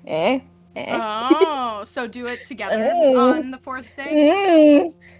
Or do it earlier? Mm. Wait, am I allowed to do it earlier, You or can do. I don't know how this works? You can give him your quote-unquote gift whenever you would like. However, she did say when you give it to them, like, also says something, right? Like, there's how soon or how late, or like, do you take the time to get to know someone, or do you go for it? Like, it tells the prince something about you, right? So what would Orpheus do? Okay, so it's a game plan. Wait, well, what would be better, serenading first or after dinner? That's a you choice. It's okay. I'll just probably do dinner and then serenading. Yeah, okay. Okay. So you now have a task. You now have a plan. Okay. You now have Okay. essentially 4 days. Mm. And so I think that we can do kind of a bit of a smash cut. So, what does Orpheus wish to do in these next couple of days? And Oh. time is going to be a little bit wibbly wobbly, so as long as you want to get done what you want to get done. I will communicate to you. You do get an invitation to Lysander's dinner. So we will pause and see the events of his dinner get played out. But what? But why me? I thought you hated me. You're gonna humiliate me? Huh? You will have to wait and see.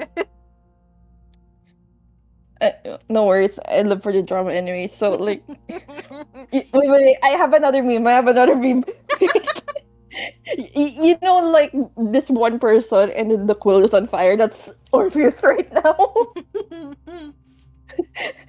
Dip. I will. That's amazing. Yeah, and then I think I'm gonna redraw Lewis as the captain. It would be so funny. Just trying to cover ears. Dip. I saw him. Yeah, Captain Ariello's just in the background, like, Orpheus, please. I'm just trying to do my job. Okay. After a bit, you do hear knocking on your door as you're kind of like reading all of this, analyzing, making your plans. And you actually see Zin, the satyr from the other night, and he goes, "Hey, how's it going?" Hey, good. I have tasks to do, and like I do need some couple of stuff, and then Yeah, I need to prepare stuff for. I was on rounds this morning and I saw that you had a request, and I figured I'd come back and help you out because you probably don't know your way around here. So, Thank you. Let me take you to the music hall and we can see. I've never heard of a guitar, man, but like we can see if there's an instrument that's similar to what you want. And then, what's this about lights? Do you mean like somebody who can cast dancing lights? Yeah, good enough. Do you not have magic, dude? I mean, I can, but you know the timing, and then I have to figure out what the music, and then it might mess up my jam. Okay. Yeah. Okay. No, I feel that. Interesting. Okay, well, let's find you an instrument, and then I'll see if there's a couple of mages who would be interested. You just want lights, right? As you guys are like walking through the halls.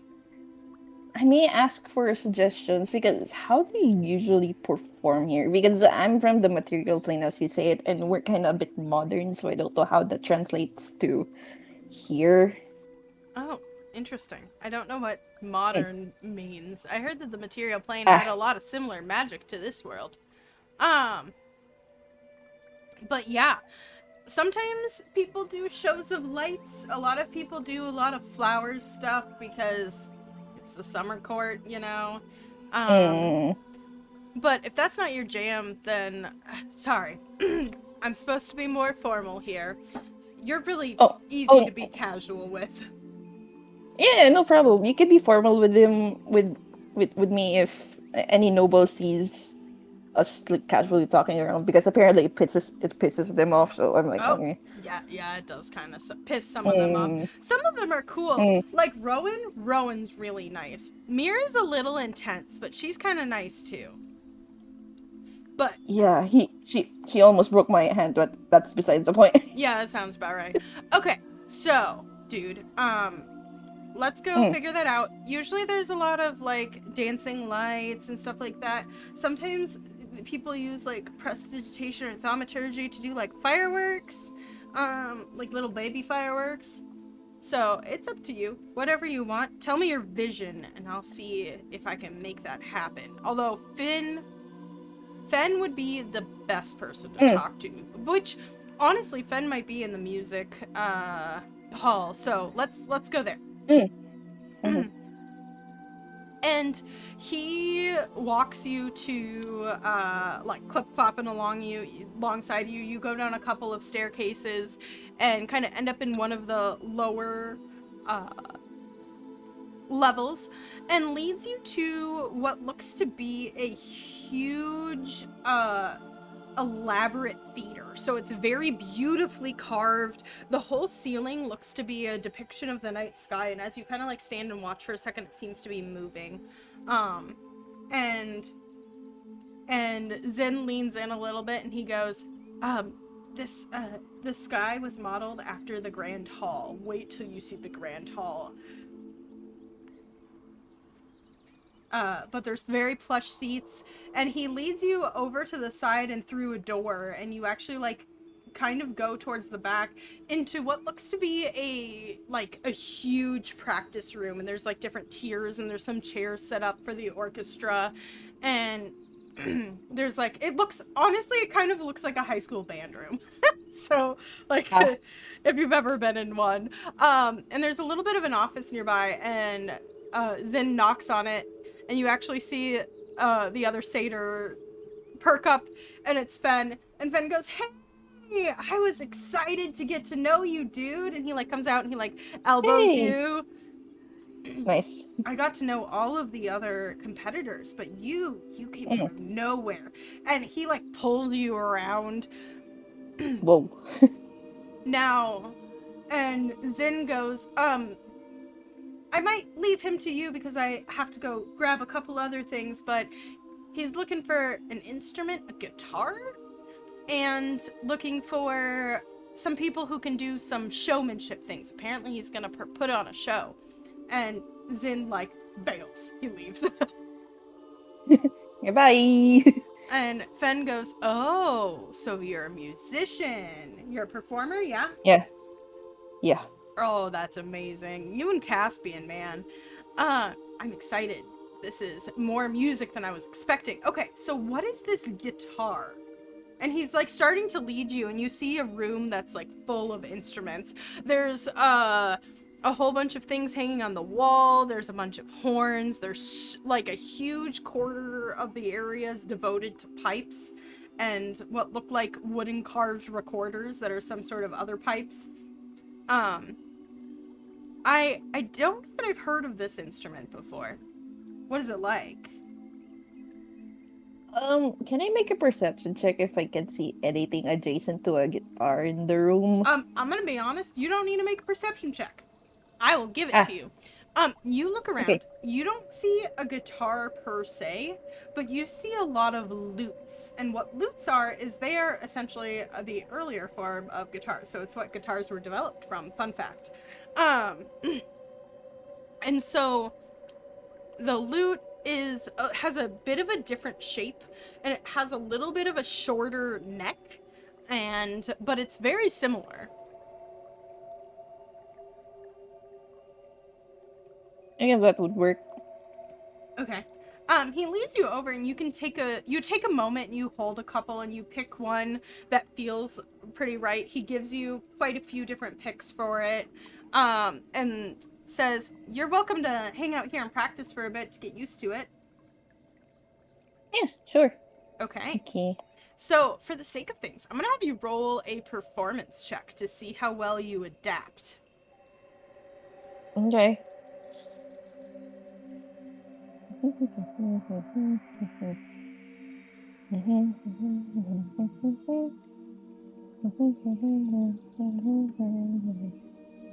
$13. Okay. With a 13, it's rough. It's hard at first. It takes you a moment to like re-understand the finger positions. It's pretty similar in the amount of strings, and it's pretty similar with like learning how to pick it, but relearning where all the notes are and where the frets are, and it takes you a good, if you're willing to commit like an hour to 2 hours, I will say that like you've refigured out how to play the lute. You may need to practice a bit your song to see how it feels and the different finger passes, but you've definitely figured out within about 2 hours where all the notes are and the chords are. But it's very similar.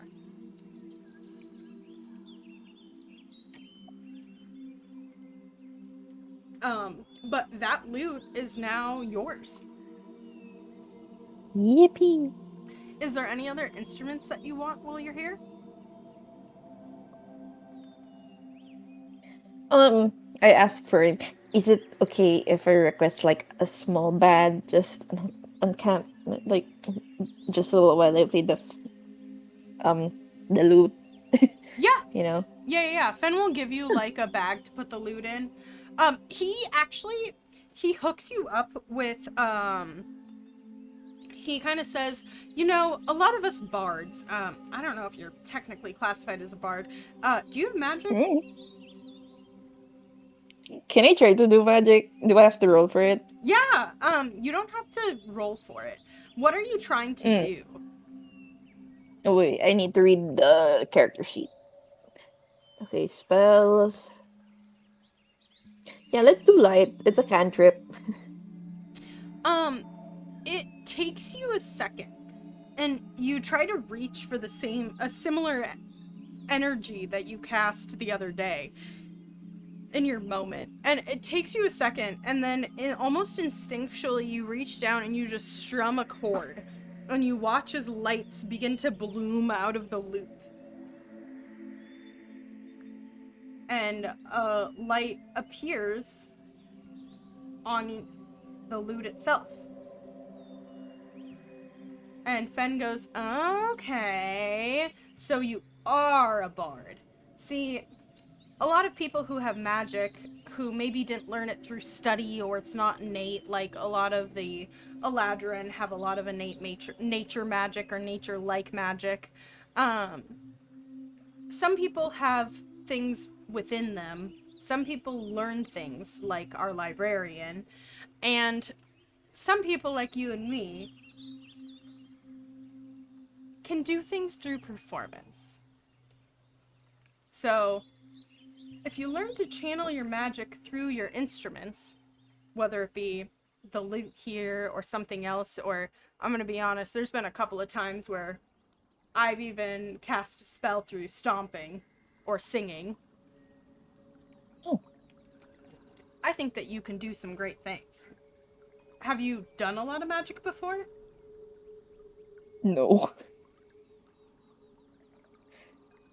Okay. Well, I mean, hey, I know that the captain is supposed to be kind of your babysitter. She has a bit of magic herself and could maybe help you. And if you need any assistance, I think you're interesting. Everyone says that. You see, when you take... When you take a flower that doesn't belong and drop it in a bed of leaves, would not that flower be interesting? Some people just want to I look mean, at it, other people want to destroy it, and some just want to watch it decay. fucking Christ.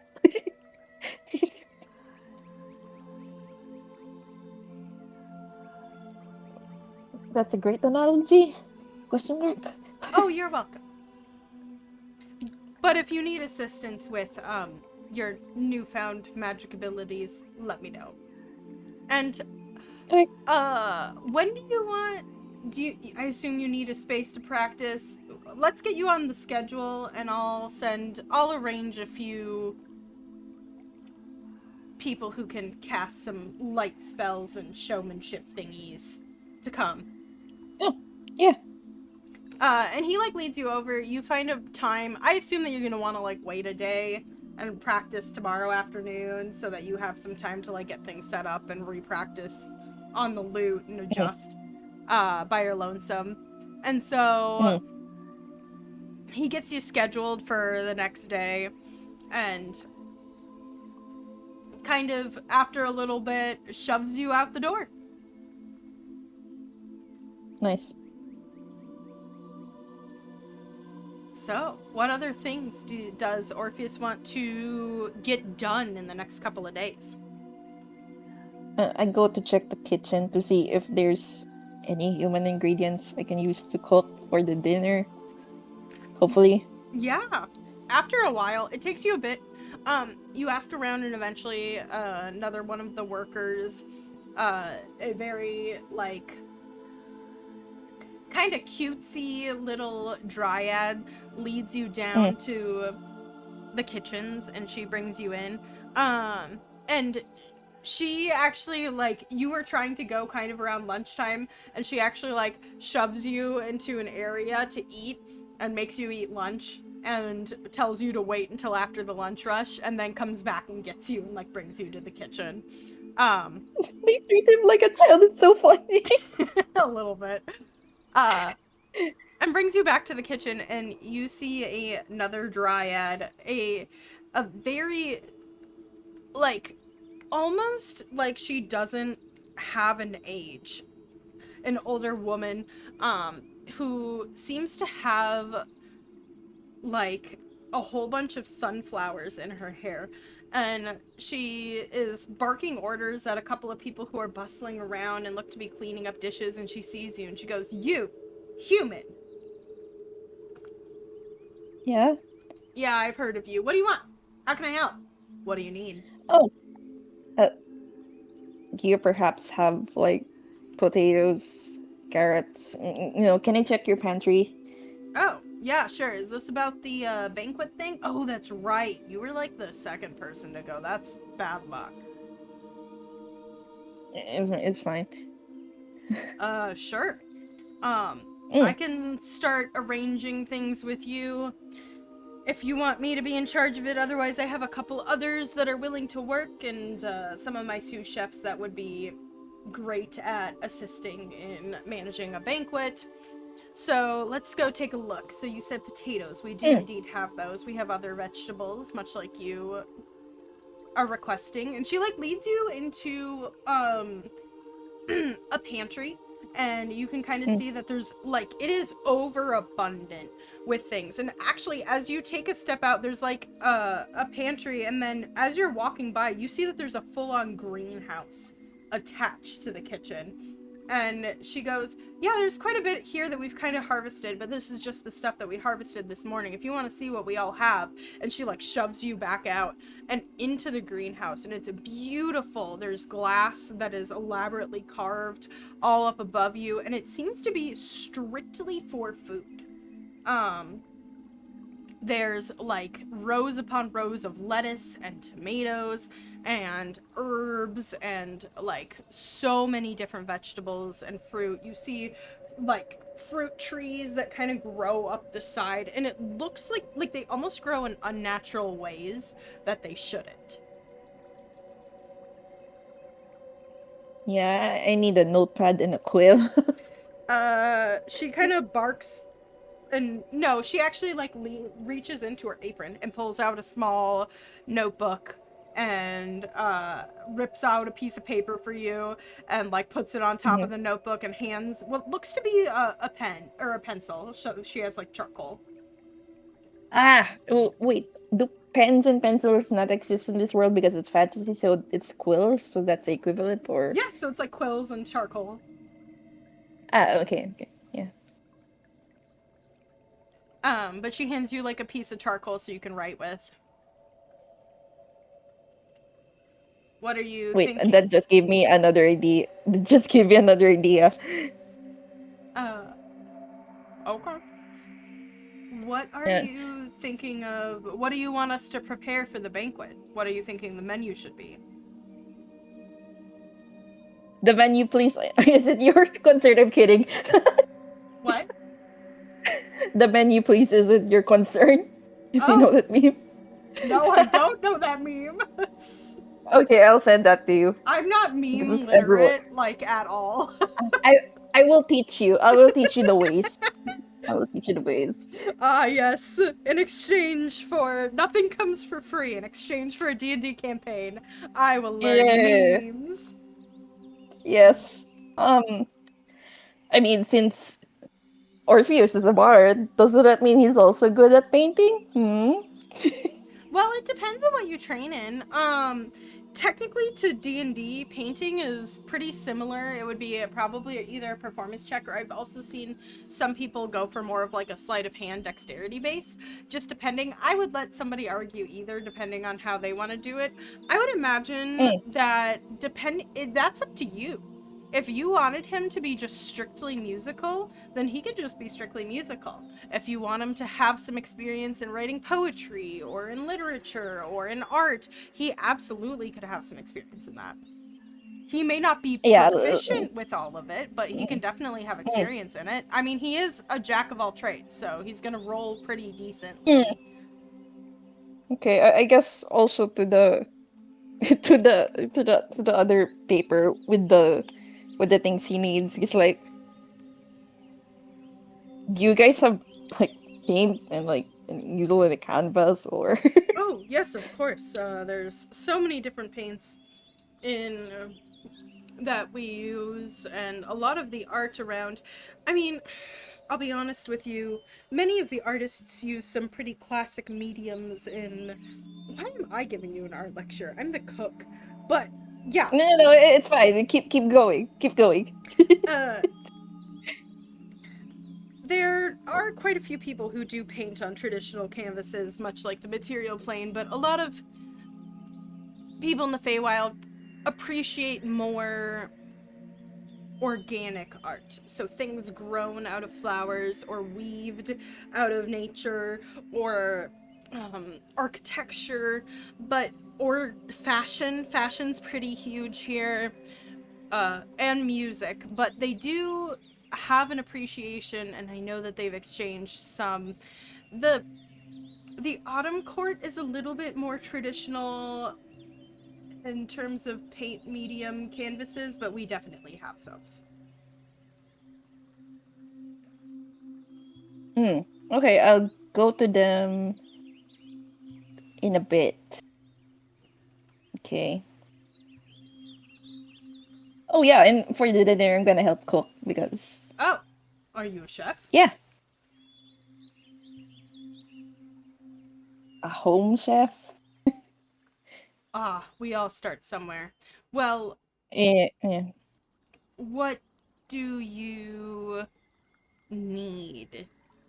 What kind of dishes are you looking to bake from your homeland? I guess okay. So he's scribbling down the notes. Dip dip. No, I'm kidding. Okay, scribbling down. Um, so I want to make like a soup for the entree. So I kind of want like a lobster bisque. Okay. Do you guys have lobsters? Uh, we have something similar. They're a little bit different. I did a stint in the material plane where I did a bit of cooking there. Our crustaceans are similar, but they're a lot larger. But that's not going to change the flavor of a lobster bisque. Okay, that's good. And then I'm gonna make like a chimichurri steak salad like for the for like Okay. if you want salad or soup or both, so might as well. Um, I was thinking for lunch I could make a prime rib with like the sides. Okay. So do a salad course. Mm, Uh, you're planning on doing steak on the salad and a prime rib for the main? yeah, might as well. Okay. And then a lobster Mm, bisque to start, and mm, then a prime rib with all of the fixings. mm. And then for dessert, I'll just make him a chocolate lava cake, a la mode. All right. Um, Mm, I think that we can work with that. I've heard of this prime rib before. I'll see what mm, I can do to procure a cut of meat. The mm. Eladrin eat a lot more vegetables than meat. They do Oh, okay, okay. they do eat some now. That's not to say that they don't. But I would just recommend in terms of making sure that there's enough fruit and vegetable accoutrement. Oh, okay. I'll cross off that. Okay, for the lunch, I guess I can try to do like a mushroom risotto. Now that would be a hit. It's not And lunch. The banquet's supposed to be at dinner time. yeah, yeah. I'm kind of getting confused because I don't work in the restaurant industry. I just cook, so it's just like I don't know Okay. food. Okay. So steak salad, Okay. lobster bisque, and mushroom risotto. I will start pulling together those ingredients, and I will follow your lead, and maybe we can do some preparation the day of. And if you are willing to, because you need to play host, so if you are willing to Mm. work with me to cook in the afternoon, and then you can go get ready, wash up, and play host, I will keep the things warm that need to be warm and things cold that need to be cold, and we'll put finishing touches on to your discretion. Oh, wait, I'm just gonna change it to a vegan meal because Now he's I mean freaking I out a don't little mind. bit. Yeah. I didn't know. I don't know what aladrins are, by the way. I thought they were like Oh, just tall. Eladrins are so in D&D lore, the way that Mm, Aladdins are is they are essentially elves who got stuck mm. in the Feywild.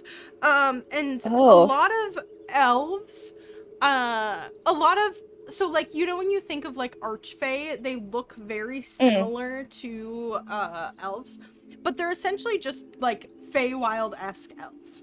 Um, mm, so very long ears, high cheekbones, everything like that. But and she will actually even just like explain to you. She was like, we do eat meat or mm. fish. Some people don't. Some people do. It really just depends. A lot of Eladrin don't, just because like they've been living in the Feywild for so long and they have like such longevity, and it's just kind of what they navigate to. But it's Mm. not to say that they don't enjoy it.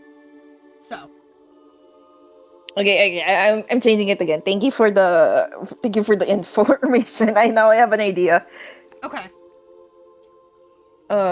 So I guess for the starters now, it's gonna be hummus. Ooh, okay. Yeah, I love hummus. Like I could go I just eating that the actually whole entire fucking day. I know how to make my own hummus. I don't all the time just because of ease, but like I Mm. love making hummus. It's so good. You can do all the fun things with it. I made a pesto hummus once. It was delicious. Yeah, and then I'll just do two mains. There's gonna be mushroom risotto, and then there's gonna be like a veggie burger. You know, like those. So like with vegans, I mean, I'm trying to Yeah, yeah, eat yeah. also more vegetables. So like their equivalent of meat is mushroom. So I guess I can work with that. So like it's a mushroom burger. You know, like those big as portobello Oh mushrooms. yeah, I actually have made those before. So yeah, you could do a burger, which Yeah. is she Yeah. actually has never heard of anything like a burger before. As you're talking to her, And so that'd be good. That'd be good. yeah, so you'd be Wow, give you'd them a be wow factor. bringing them a little something from your home, which they think is the material plane, which is actually New York. And she can work with you. You guys sit down, you begin to scribble things out. She listens to your description of fries. And you two like work out a way to make fries. She didn't know what they were. And she has some Okay. recommendations. She's very smart and she gets Mm, really excited about mm, experimenting with new things. Um, mm. she's excited about the mushroom risotto. She didn't know what risotto was. Doesn't know what a burger is. And then she does say that the idea of the lobster bisque was a really good idea and recommends instead of maybe. Wait, I have a question. Sorry. Yeah. Do they eat seafood, or Um, would they prefer it to be like purely vegan? She says that more people eat seafood, and so what she would Ah, recommend is doing. And you recall last night that there was a fish dish as one of the mains. yeah, yeah, Um, yeah. and so she recommends that if you're doing a lobster bisque, offering some Mm, sort of like do a soup and salad course and putting them together. And so do a mm. lobster bisque and then do like some sort of salad that's just veggies. I can do a Caesar salad. Mm. She Mm. doesn't know what Caesar salad is. Okay, I will write it down. Yeah. Um, I will say for the sake of things that Orpheus knows how Caesar dressing is made and that it's like Yeah, anchovies and a it's fuck ton of anchovies, cheese. egg yolk, Yep. and then Parmesan cheese, and then olive oil. Yep. I'm a foodie, so Me so too. technically you should know too. Oh my gosh. I spend so much time on like fantasy food things. I have zero Oh, problem oh with my it. god, I love you so much. I was salivating while you were explaining the food during the banquet. I was like, fuck, I want I know, right? like, damn. I love food. I'm a huge foodie too. Me too. Me too. Uh, if you're listening, comment your favorite food that we've talked about so far today. Okay. So, Okay. well, she's excited about the Caesar salad. She thinks she like brings you through a frozen room and has you Mm, taste a whole bunch of cheeses to try to find the mm, one that tastes most similar to Parmesan. And you end up on mm, this sheep's cheese that's like very hard mm, but kind of crumbly and like shaven thin. mm, And mm, she has you taste a whole bunch of different sourdough to find and mm, like suggests putting a little crostini on top of the lobster bisque mm, and like gives you some ideas for the croutons that you're talking about. So like you straight up spend like 3 hours with her and she gets so mm. distracted and excited about learning about all this different type of food. Yeah, that's so So cute. you are now best friends with the main chef. Nice, Um nice. so and I don't think I ever gave you her name. Hold on. Okay, okay. Uh but her name is Phoebes. Nice. So here, hold on. Mm. Okay.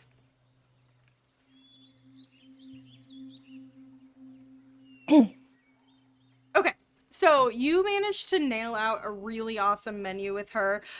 She also kind of gently suggests a welcome drink. And also like gently suggests she's like I recommend you go speak the with Cornelius. He's kind of in Mm, charge of a lot of the decorations around here, mm, and he will help you sort out, you know, what you would like the banquet hall room to look like and get things mm, decorated for you. And then I would mm, also recommend going to speak with Harikyo. She Mm, is the sommelier and also knows a lot mm, about the liquors uh mm, and also just like beverages in general. So if you want a good mm, tea mhm, or how you want things. So those are the mm, two people that you should speak with to get things sorted for your party as well. mm, mhm. Damn, I Okay. have a lot of shit to do. Yep. It's like, damn. Yeah, and It might be worth it, I guess. and TBC just kind of says yes, it is a lot to Mm, host a banquet, which is why they wanted to make it one of the first things, because as as the prince's partner, you would have to do things like this. mm, So they mm, want to see what you do and how you do it. But I will encourage you, um, the Fae, myself included, like mm, new things, like interesting mm. things. And the prince the prince also enjoys that. I like how the keyword is always interesting. It's Yeah. like, and then Orpheus is just, uh, That's not helpful. is that helpful? I just want to go home and sleep. hmm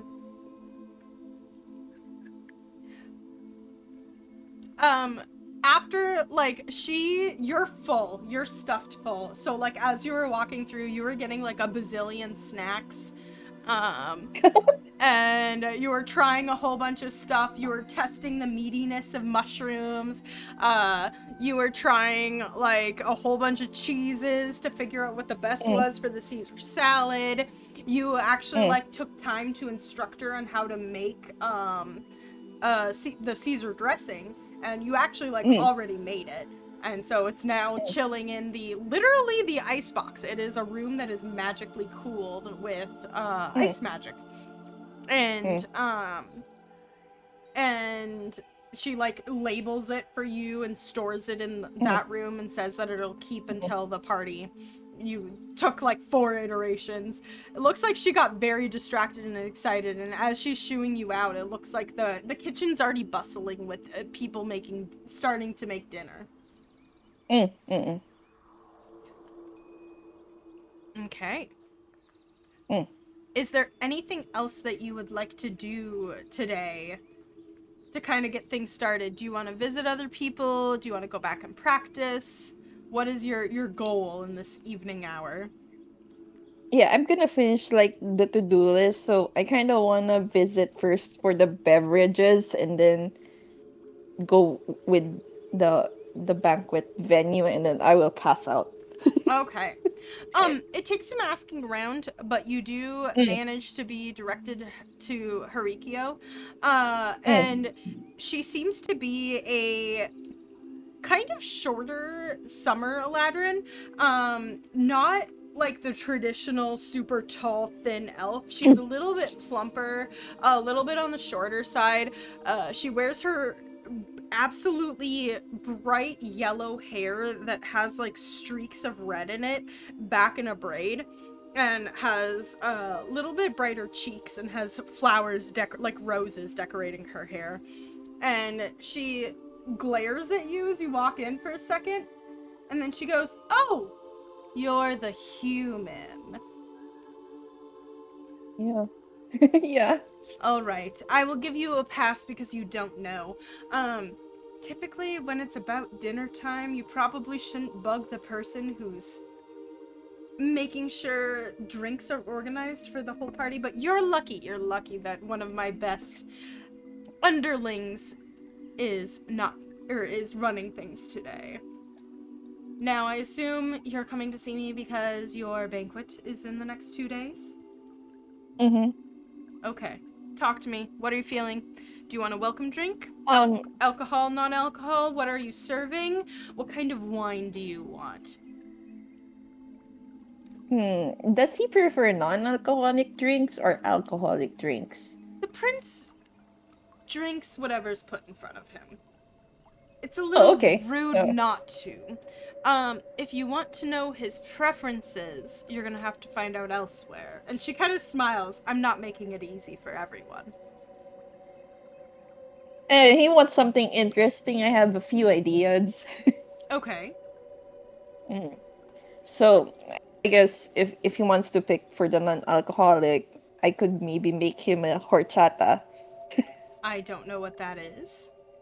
Okay, it's rice, cinnamon, and sugar, and then Interesting. you blend it in, and then it's a So it's like yay. a rice beverage.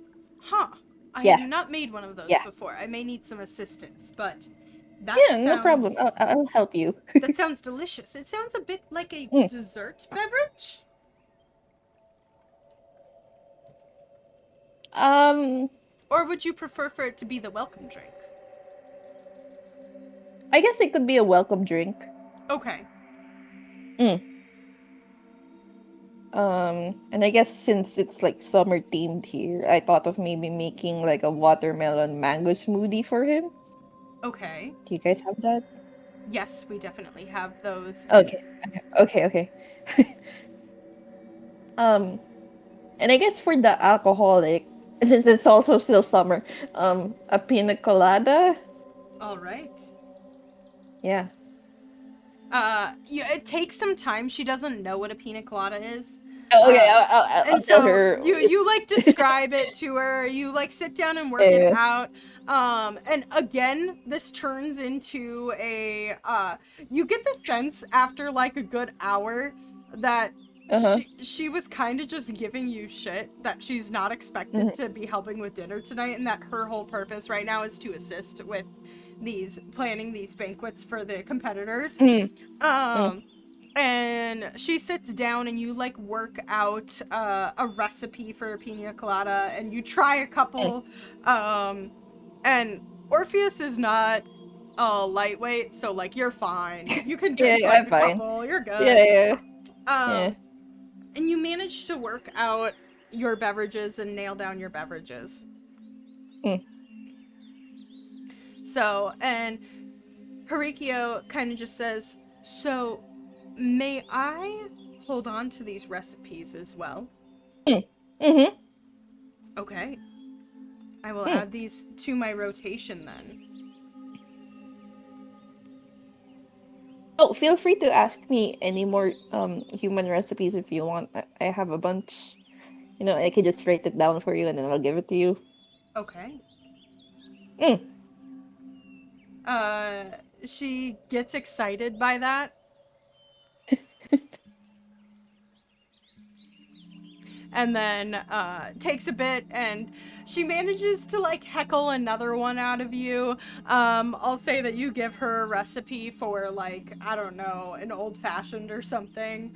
And then, or actually you probably give her a recipe for this, for sex on the beach.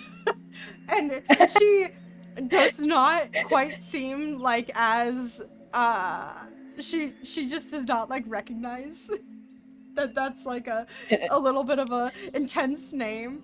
And then managed to get ushered out, and at this point it looks like dinner is full underway. um and you are tired, you've had so much food Mm-hmm. today, so many Mm-hmm. beverages. What would you like to do? Okay, last one on my list, the venue. Okay. So you manage to ask around and you find Desodia. He is Mm. an older, he's like the epitome of like older stuffy summer Eladrin noble. So very, he's like so thin. Mm. He has the Mm. sharpest face and a huge Mm. nose. Mm. And that he looks at you down, and he's very tall. And you ask Mm. around and you're led to his office, and he goes, Mm.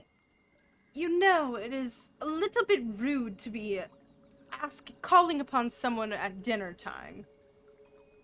Yeah, I know, I'm sorry, but in the banquet's in 2 days and I have to finish everything by then. It's in 3 days, and I have another banquet to prepare beforehand, but I suppose we can do our initial consult now. Okay. Um So I kind of have this idea since I'm gonna do like the dinner plus performing for him. It would be nice if there was like I don't know the structure of the castle, so is there like a big balcony and stuff where There are you can many see like big there are many big balconies. There's also mm, the hanging gardens, which are mm, essentially balconies upon themselves, but they all have different gardens. You could pick a mm, garden to do something mhm. in, or a gazebo. How many people do you want to have at your banquet? Okay, so there's me, and then there's there's a prince, and then a plus one, right? Am I correct on that? So you just want 3 people at the banquet? Yes. Um, Typically the banquets are more people. How many people? I'm sorry, I'm new here. Uh, Usually banquets, the name banquet implies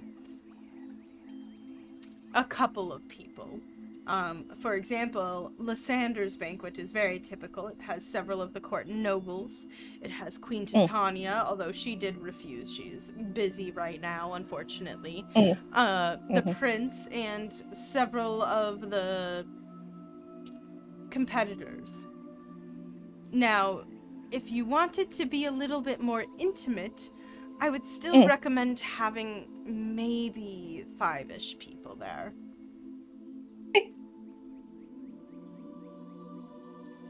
Okay. Mm, So, I guess invite who you would like. mm, Um, if you want a more intimate venue, there is this hanging garden on level 6 that has mm. a very beautiful gazebo that also extends out into a balcony over. I've hosted a couple of parties there for the more smaller, on the more smaller side, Mhm. if you're looking for something like that.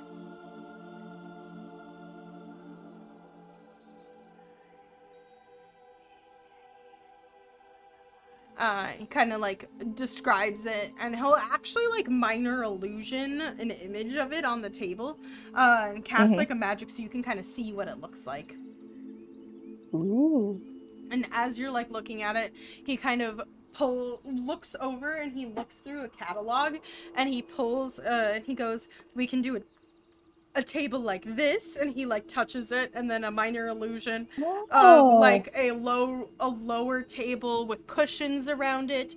Or if you want more formal, we can do a table like this. And he does like a little bit of a longer or a circular table that has like a bunch of wooden chairs around it. Mhm. Are you looking for the more intimate energy, or are you wanting to be a little bit fancier? What are you feeling? I guess more intimate. So the lower table and cushions? Yeah. Okay.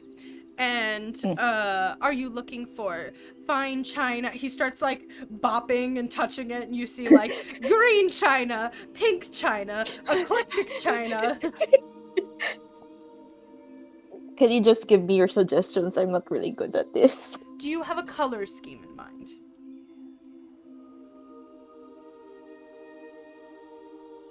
Um, I do. It's dark blue, white, and gold. Interesting. If that's the Mm. energy you want, do you want to throw your banquet under the night sky? We could Yes. bring in some magicians. I mean, it's the summer court, the sun never sets, but we could bring in some magicians and have them display a night sky over the top of the gazebo and surround it in stars, much like our banquet or our dancing hall, and do Yes. that and theme it in that way and create this intimate under the sky energy. And he like starts to get into it. You piqued his interest when he starts And showing then one you. hour passes Yeah. again, and then Orpheus is just walking dead on the floor. Yep. Like they're dragging his feet. You selected some amazing china. He talked you through candles. He talked you through centerpieces. He talked you through everything. And there's a couple of times you were like making a choice and he made a horrible face and you like tried to backpedal, but you're not sure if you selected everything that like makes sense. And it seems like, well, he couldn't hold his emotions in on whether or not something was a horrible offense. He was told not to help you. So, Huh? like, he helped you, but you made the choices, right? So, He's not supposed to help me? well, he did help you. It's more Oh, of okay. the, like, he's not supposed to tell you that this flower is an affront to all of the Ah, people in the court. ah, And what okay. he does is after talking with you, after a little bit, he kind of reaches into, he like leads you over and begins pulling things out and helps you find some stationery that like showcases a little bit of a night sky and Mm, is very beautiful in blues across the top. mm, And mm. hands you a couple of golden pens and gives you as many as you would like so that you can pen your own invitations. I just imagine like Orpheus going back to his room holding so much shit and it's like wobbly. It's like, oh my fucking god, help. Yeah, pretty much. Um, and you get back to your room, and actually, it's really cute. Set up on the table, you see what looks to be a burger, but instead of the mushroom, it's made with meat, like you had described to the chef. And it seems like you charmed her so much that she straight up made you a special dinner and a rendition of French fries to chest them out because she was so excited about it. Nice, nice. And then Orpheus is like, oh, tastes like home. Um, Uh, it's a little off. She yeah. put like straight up put apples on the burger, which is really good because she also put caramelized onions. So it's like delicious, but it's Ooh. Oh weird. my god. It's okay. Caramelized onion saves the day always. Actually, Zari, I love doing weird burgers. So like I've done like caramelized onions with balsamic vinegar in it and like a lot of Oh, that's so good. maple syrup, and then like you do Oh, thin sliced like really crispy apples and they kind of like add this bright sweetness. Oh, it's actually really good. oh my god. And then you dip it with the bread and then you eat it with Yeah. olive oil. Oh, Yeah. oh. So Orpheus has like a Yeah. little moment. It's been a long ass day, and you ended Yeah. up getting so much done. Um, and you enjoy your little meal. You managed to endear yourself to good old Thebisi because she was so excited about learning about material plane food Mm, from your neck of the woods. mm, So, mm. um, and with that, I think that you've planned so much of your banquet. You've gotten an instrument replacement, and we kind of like zoom back out as we see a very well-fed Orpheus practicing on the lute. Mm. And is there anything else you wish to do this evening, or are you heading to bed? I'm gonna head to bed and then I'm gonna do the next steps the next day. Okay. Mm, Um, well, I think with you heading to bed is where we're going to end our mm. session. And next time when we pick up, we'll see what Orpheus does in the morning. But in the evening, he has a banquet to attend. Yeah. This bitch Lysanders. doesn't even like me. He doesn't even like me. Why? Why did he invite me? I don't know. I don't know. Ugh. Okay. Well, this is where Okay. we leave Orpheus for today. One step Yay. closer to home, or maybe one step deeper in. So, with that, thank you so much for hanging out with us tonight, spending time with us in our version of the Feywild. The Glamour and the Grief is a Yay. bit of a labor of love, equal parts psychological horror, romantic disaster, and one man's ongoing war against his own terrible decision making. So if this world is pulling you in the way it's pulling in Orpheus, we would love if you followed along. So hit the follow button, leave a comment if you want to hang out with us, and let us know what you enjoyed. You can find the full podcast over on Muses Mythos, both on YouTube and Spotify. And if you want to see animatics of the campaign, as well as the rest of Chase's amazing art, make sure you head on over to, I'm going to spell it, but it'll be in the link below, STANNUMART. How do you say that, actually? I'm kind of curious. I don't know that I ever asked you that. Stanum art. Stanimart? Okay. I was like, I don't Yeah. know if I ever asked you how to say that. Only just, like, typed it out. But that's both on Instagram and TikTok, or as I said, click the link in the Yeah. description below. And as we said below, or earlier, if you're enjoying the show, leave a review, leave a comment. It helps us out, and it also totally helps people who are very deeply normal about Fey romance to find us. So, yeah. Do you got anything else, Chase, as we wrap up for the day? I'm so excited for next session. I love this, calm before the storm. A little bit. The calm before the storm is a great way Yeah. to describe it.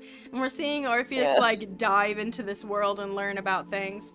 So, with that, the Feywild does not give gifts freely, but we are glad that you are here anyway. Watch your step on the way out.